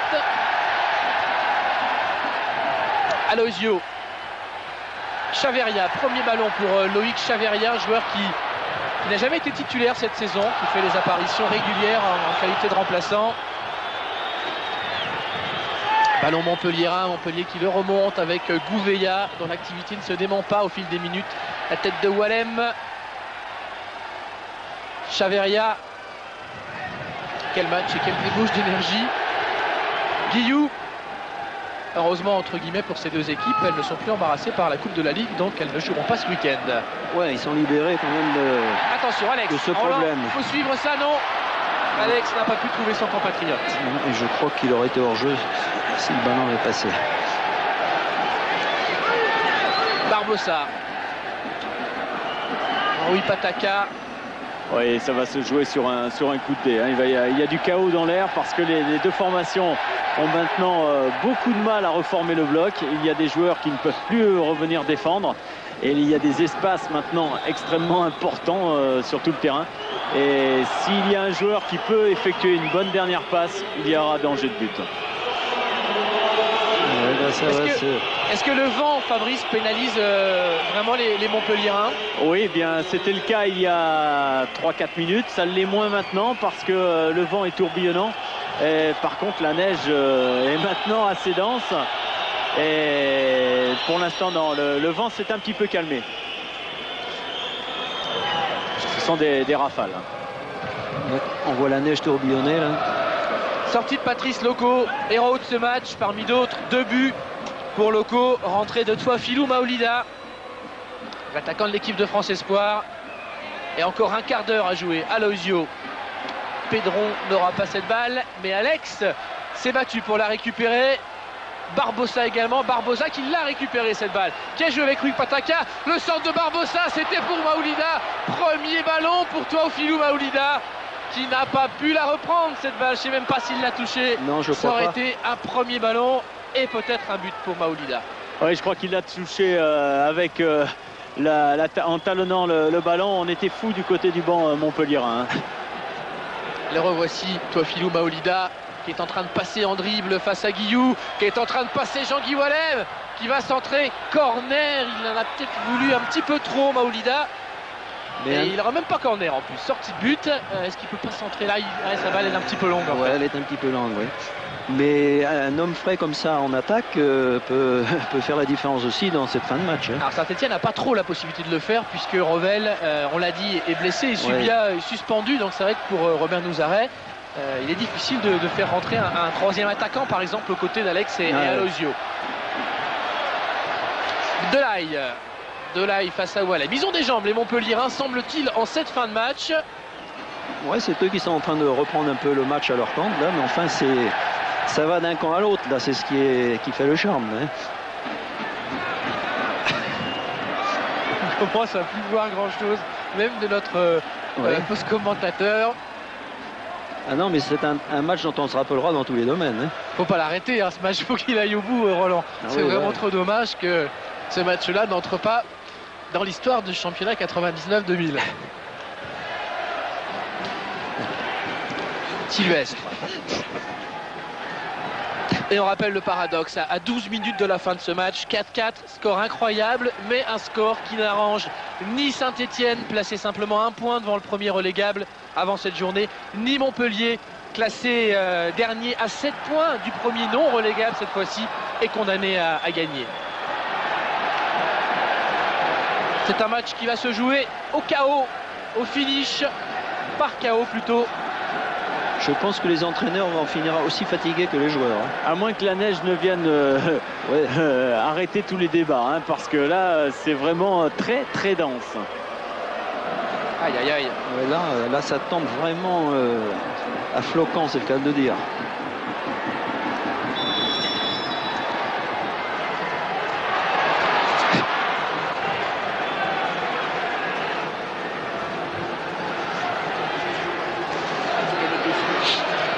Et coup franc bien capté par Rudy Rioux. Tête de forme dont la neige ne doit pas être trop un problème pour le défenseur norvégien, même si on s'arrête longtemps l'hiver en Norvège, que le championnat se déroule de mars à novembre.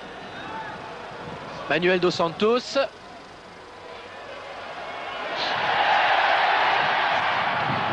Tacle de Sablé, attention au tacle bien sûr dans cette fin de match. Coup de sifflet de Monsieur Lermite, coup franc pour les Montpelliérains. 11 minutes encore.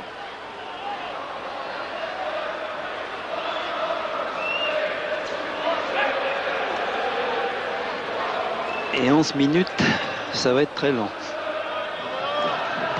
Gouveia. Tête de Wallem. Dos Santos. Dos Santos, balle au pied, c'est prêt par Chaveria.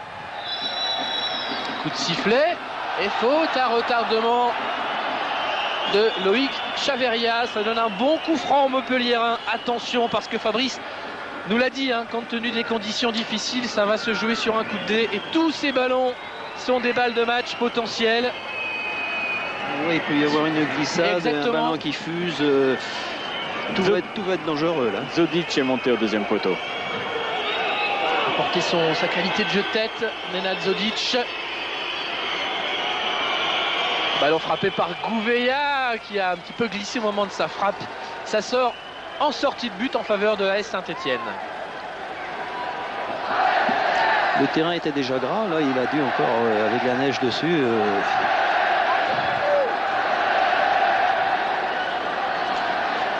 Ah, le chaudron, on a vu d'autres, mais c'est une soirée quand même assez étonnante. C'est une soirée chaude tout en étant très froide.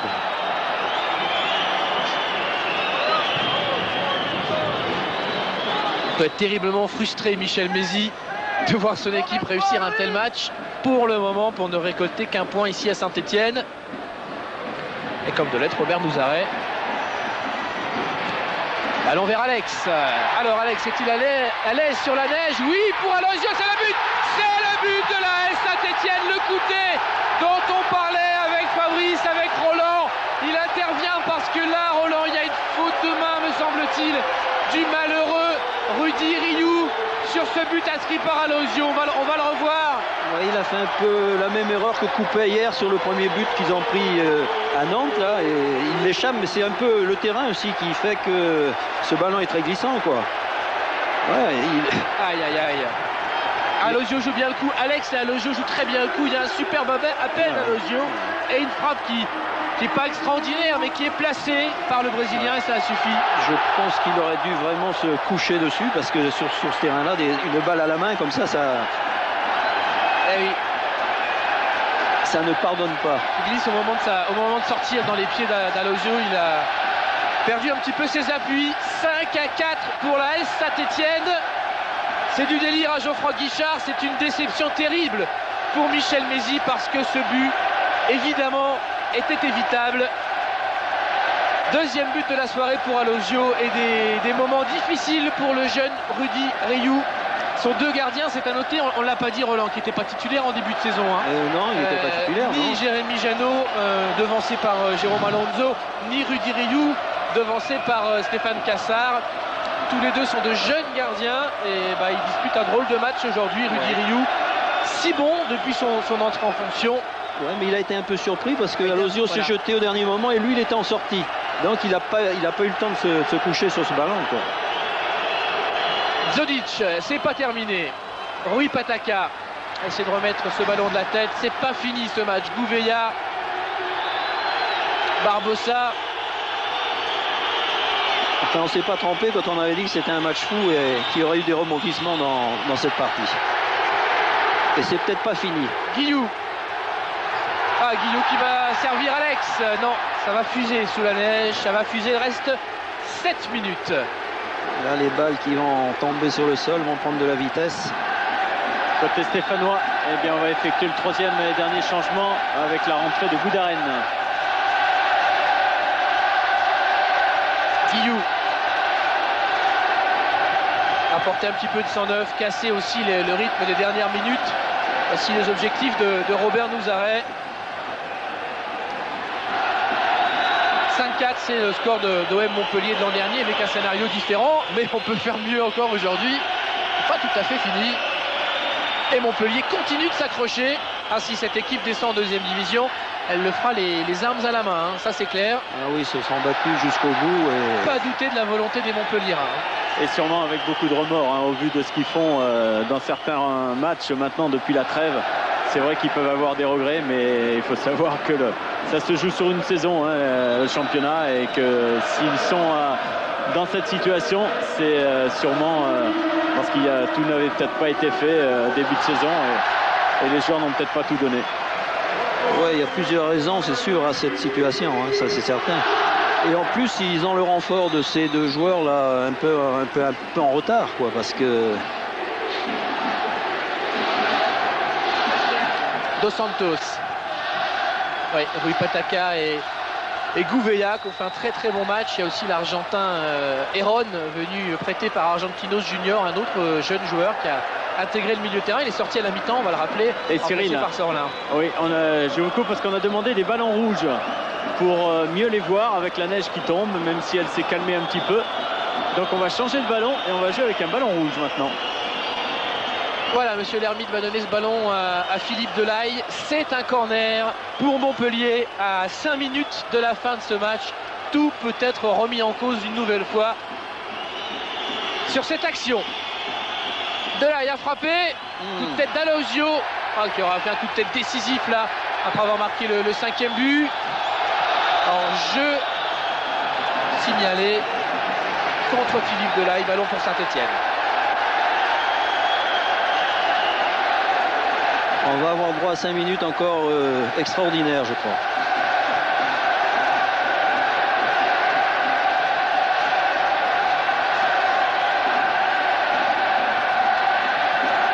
Voilà, ce superbe ballon rouge pour Jérémy Janot. Il y a un petit peu moins de neige que tout à l'heure, Fabrice vous le disait. Ça va un petit peu mieux. Et le public de Geoffroy Guichard se tient chaud. Le stade n'est pas plein, mais il y a 20 000 personnes. Ouais, 20 000, c'est quand même pas mal, hein. Je pensais qu'il y en avait un peu moins, mais... C'est dans la lignée des derniers matchs, un petit peu moins bien qu'à l'automne. Ça reste quand même l'une des meilleures moyennes du championnat. Même si, on le sait, la moyenne de spectateurs est en progrès partout. Et Cyril, oui, Fabrice. Je ne sais pas si Fred Godard peut nous faire voir Michel Mézy par moment. Il est vraiment, on a la sensation qu'il est ailleurs. On l'a vu, Fabrice. Il est vraiment très très mal. Mais vraiment très mal. On l'a vu, Fabrice. Et si vous en avez on a une image ici, se tient la tête entre les mains.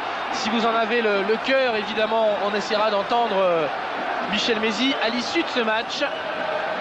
Oui, ben c'est terrible de suivre. Ce ne sera pas facile parce que c'est vrai qu'après un tel match, je crois que les derniers espoirs sont sûrement envolés du côté de Montpellier.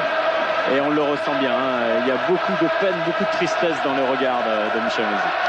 C'est pas terminé, il y a encore une petite chance pour Montpellier, même si d'abord il faut essuyer la tempête, sans jeu de mots, d'un nouveau coup franc pour les Verts. Un ballon sorti.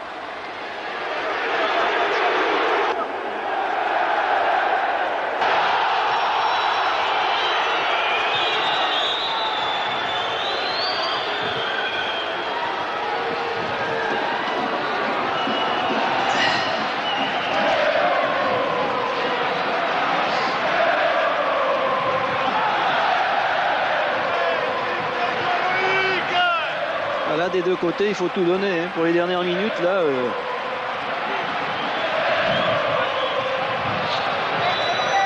Supporter avec bonnet, on n'avait pas prévu le bonnet, nous.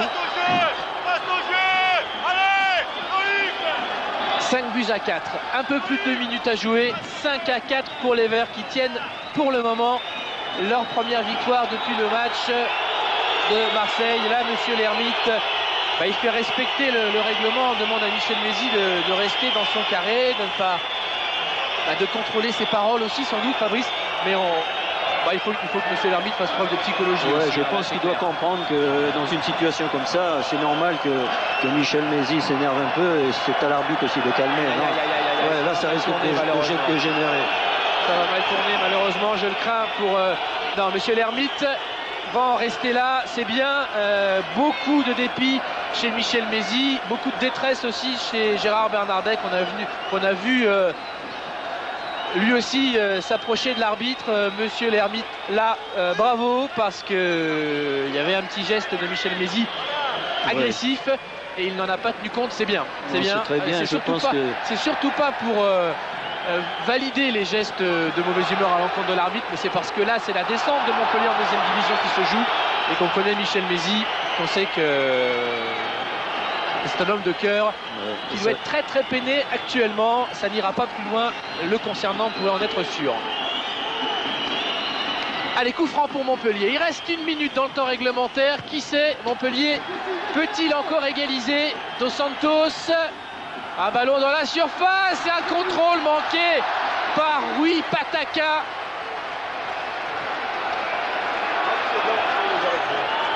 Ah, le match n'est pas fini. Mais non, il n'y avait pas de hors-jeu, hein. Le jeu continue. Tête de Barbosa. Là, il y a hors-jeu, retour de hors-jeu de Philippe Delahaye. Rudy Garça, préparateur physique de la Saint-Etienne. Ouais. Alors pour lui, le match est fini. Rudy, qui a été des nôtres, hein, puisqu'il a assuré une fonction d'intervieweur pendant de longues années sur Kiosque. Rudy, il ne faut pas exagérer. Hein. Là, on va pile poil entrer. Voilà. La fin de la 90e minute, le début du temps supplémentaire, le début des arrêts de jeu. C'est seulement pour maintenant, il y aura quand même quelques minutes, Fabrice. 4 minutes. Il y aura 4 minutes, oui. 4 exactement. minutes, c'est beaucoup. Ça laisse du temps, ça laisse beaucoup de temps encore. Ça laisse le temps de marquer 2 buts encore. Hein. Facile. Il faut bien que Paul Ekaïm travaille un petit peu quand même. Oui. Pour le montage d'un résumé qui va être assez épique. Pedron.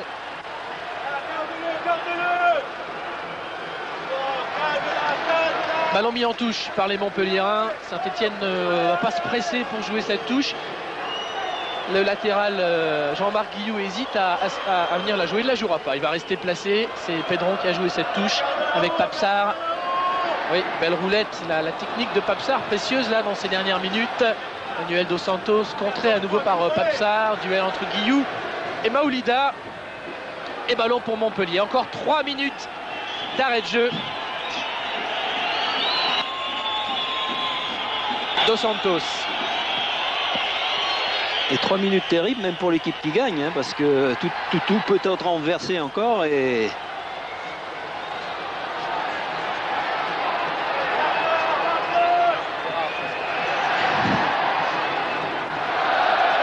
le ballon est sorti malgré le courage d'Alosio, détonateur de ce match. Fabrice nous l'avait dit, et buteur décisif pour le moment. Que d'angoisse sur les visages, que de fatigue aussi. 5-4, les cœurs de Geoffroy Guichard. Encore un peu plus de 2 minutes d'arrêt de jeu.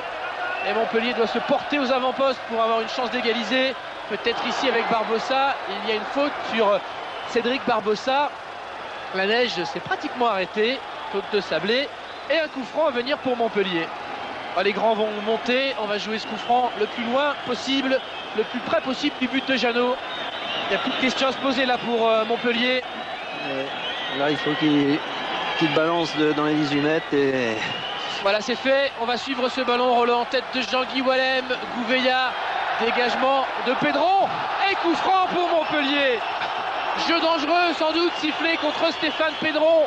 Et coup franc, très bon coup franc pour Montpellier. Le public, les supporters de l'AS Saint-Etienne vont souffrir jusqu'au bout dans ce match. Ce coup franc, il est mieux placé que celui de tout à l'heure. Il est plus près. Ouais, et le silence se fait à Geoffroy Guichard. Balle d'égalisation pour Montpellier. Le COP s'est tu.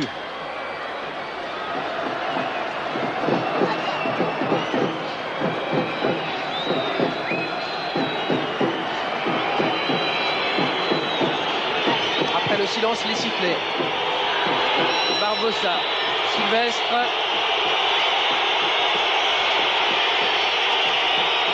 Frappe de Barbosa, non, c'est au-dessus. Un peu trop enlevé.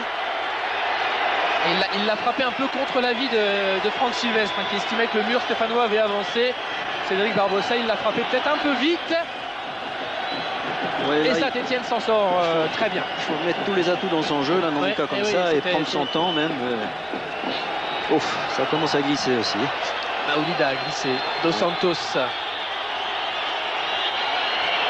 Oh là, il y a eu un aïe, geste de mauvaise humeur de Manuel Dos Santos qui va être exclu par Monsieur Lermite inévitablement. Très grosse faute de Dos Santos sur Chaverria, je crois, et début de bagarre. Beaucoup de peine, beaucoup de tristesse dans les rangs du Montpellier Hérault. Beaucoup d'efforts pour rien pour les joueurs de Montpellier. Mais le geste de Dos Santos, c'est le geste de trop.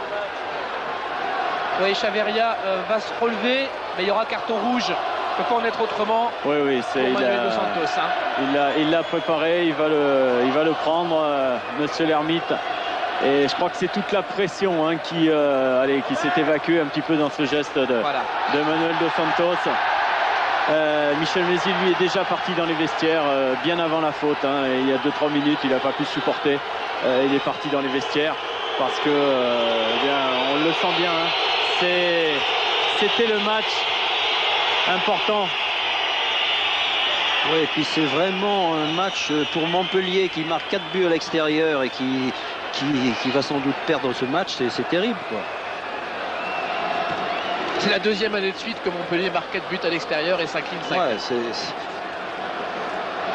ouais, là, il y a beaucoup de...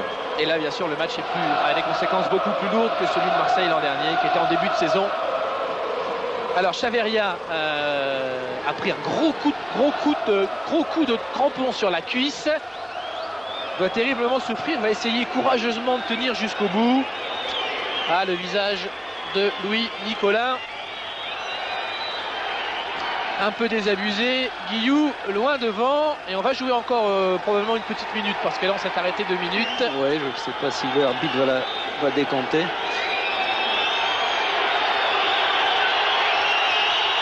Et tout Geoffroy Guichard réclame la fin de ce match. Nouveau coup franc pour Montpellier. 5 minutes 39 d'arrêt de jeu, il y avait 4 minutes d'accordé au début de ces arrêts de jeu, mais M. Lermite a bien sûr tout loisir de prolonger ce match, d'autant qu'on s'est arrêté 2 minutes pour la faute de Manuel Dos Santos. Aloisio, tacle gagné par Montpellier, fin du match. Victoire de l'AS Saint-Etienne, 5 buts à 4. 2 mois après le match de Marseille, Saint-Etienne renoue enfin avec la victoire au terme d'un match absolument épique, un match invraisemblable où Montpellier a mené 2-0, où Saint-Etienne a mené 4-2 à la mi-temps, où Montpellier est revenu à 4 partout, où Saint-Etienne, grâce à cet homme, José Aloisio, finit par l'emporter, scellant probablement définitivement la descente de Montpellier en 2e division. À vous, Fabrice. Oui, en compagnie de Philippe Delahaye. Philippe, on sent beaucoup de tristesse, beaucoup d'amertume, parce que dans ce match, il y a eu beaucoup de très bonnes choses, notamment mener 2-0, être mené 4-2, revenir, et malheureusement une défaite. Comment vous ressentez un petit peu ces moments-là? C'est dur, ouais. Bon, je crois qu'on va laisser Philippe, parce que c'est extrêmement difficile pour eux. Allez-y, Fabrice, si vous avez une autre possibilité, mais on comprendrait que les Montpelliérains ne veuillent pas nous répondre tout de suite. Je pense qu'ils sont vraiment déçus. Et il y a une émotion extraordinaire Quel match héroïque de Montpellier. Allez-y Fabrice, allez-y. Ouais, en compagnie du président Nicolas. Président, allez serrer la main aux arbitres, c'est important.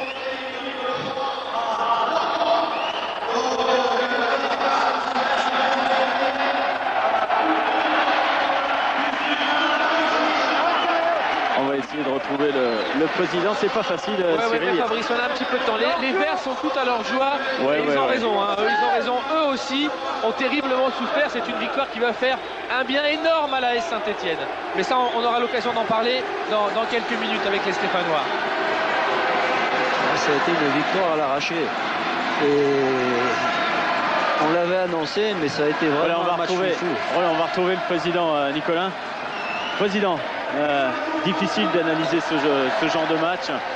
On a vu un Montpellier conquérant. On a vu un Montpellier qui était dominé, revenir.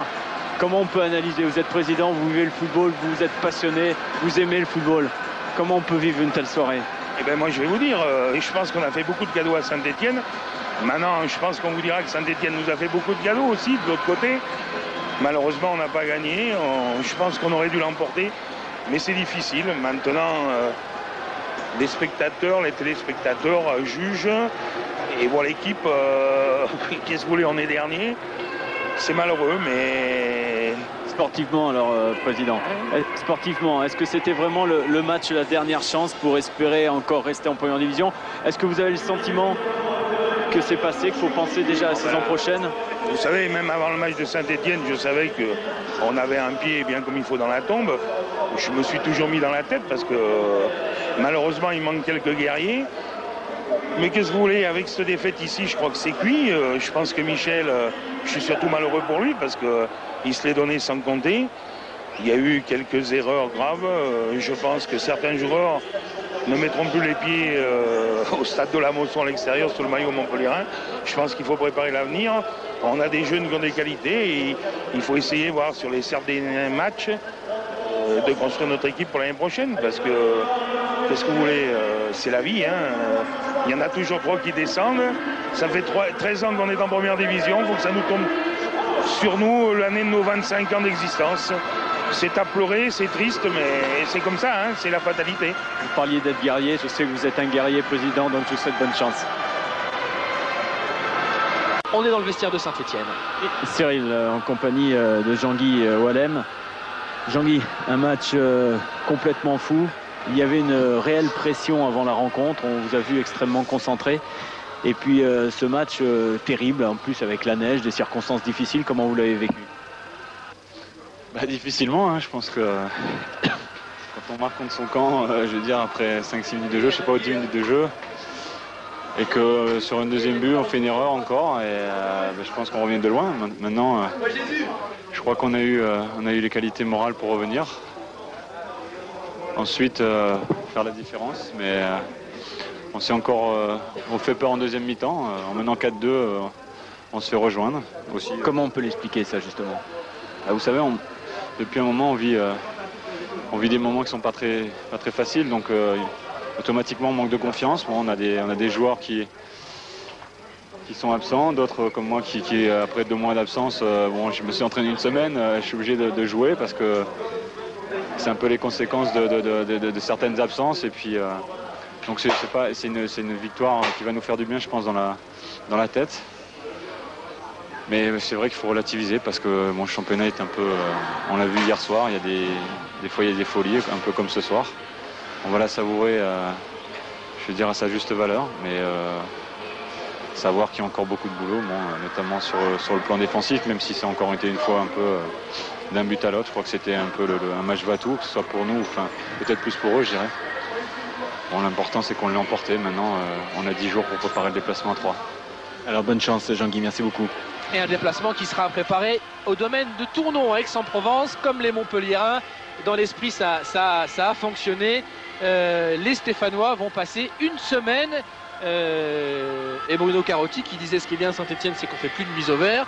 par rapport au Paris Saint-Germain. Je suis un peu plus chez moi. Voilà, il va s'absenter une bonne semaine pour préparer, si le programme est maintenu évidemment, le match à 3. On est avec les deux Brésiliens de l'AS Saint-Etienne. Je ne sais pas si Fabrice a un autre invité pour commenter cette rencontre et les conséquences à venir pour l'AS Saint-Etienne. En tout cas, on peut rester un moment dans le vestiaire stéphanois où on semble quand même, Roland, Les Brésiliens totalement sont heureux. cuit. Oui, les Brésiliens, ça va, ils ont le sourire. On les voit sourire de nouveau. Mais voilà, c'est assez net. Julien Sablé, il y a beaucoup de fatigue. Cyril, Oui, à vous, on Fabrice. va retrouver un buteur, c'est Stéphane Pedron. Stéphane, je disais à Jean-Guy, un match complètement fou. Surtout, bon, défensivement, c'était pas évident parce que ça allait d'un but à l'autre. Offensivement aussi, c'était un match complètement fou. Vous aviez sûrement la sensation d'avoir beaucoup d'espace, des possibilités. Et puis, bon, vous en avez eu 5-4. C'était extrêmement important de gagner cette rencontre. C'était important, ouais, mais encore là, on est passé par toutes les émotions. Mais je suis pas compris. C'est sûr que à la mi-temps, on mène 4-2. Bon, on est serein, on a repris confiance. Et puis, début de deuxième, pourtant, on s'était dit qu'il fallait être accrocheur tout de suite dans le bain. Et là, on est absent encore. Ils reviennent 4-4. Là, j'avoue que c'était difficile dans la tête.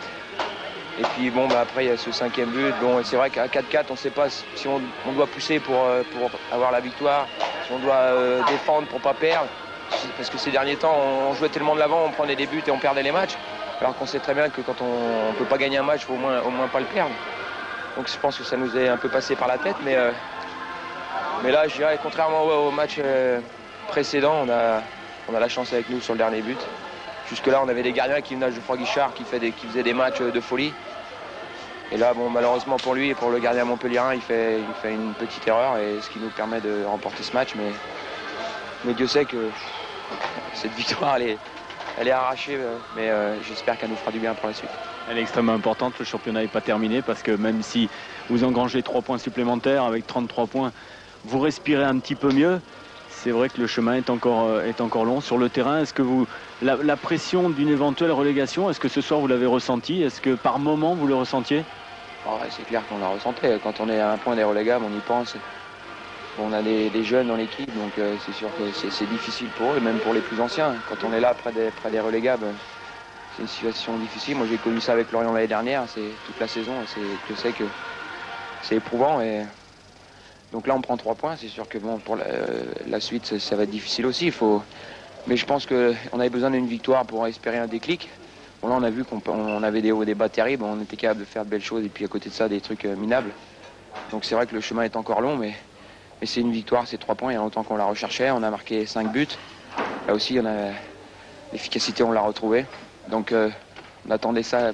Alors on espère que ça va être le déclic et qu'on va enchaîner sur une série de matchs sans défaite. Alors bon courage et bonne chance pour la suite. Merci Stéphane. Fabrice, Oui. peut-être une dernière question. Est-ce que Stéphane Pedron a déjà vécu un match aussi fou? Cyril Linette me demande si vous avez déjà vécu un match aussi fou. Ah non, personnellement, non, jamais. Un match comme ça, jamais. Alors. Voilà Cyril, vous avez votre réponse. Merci.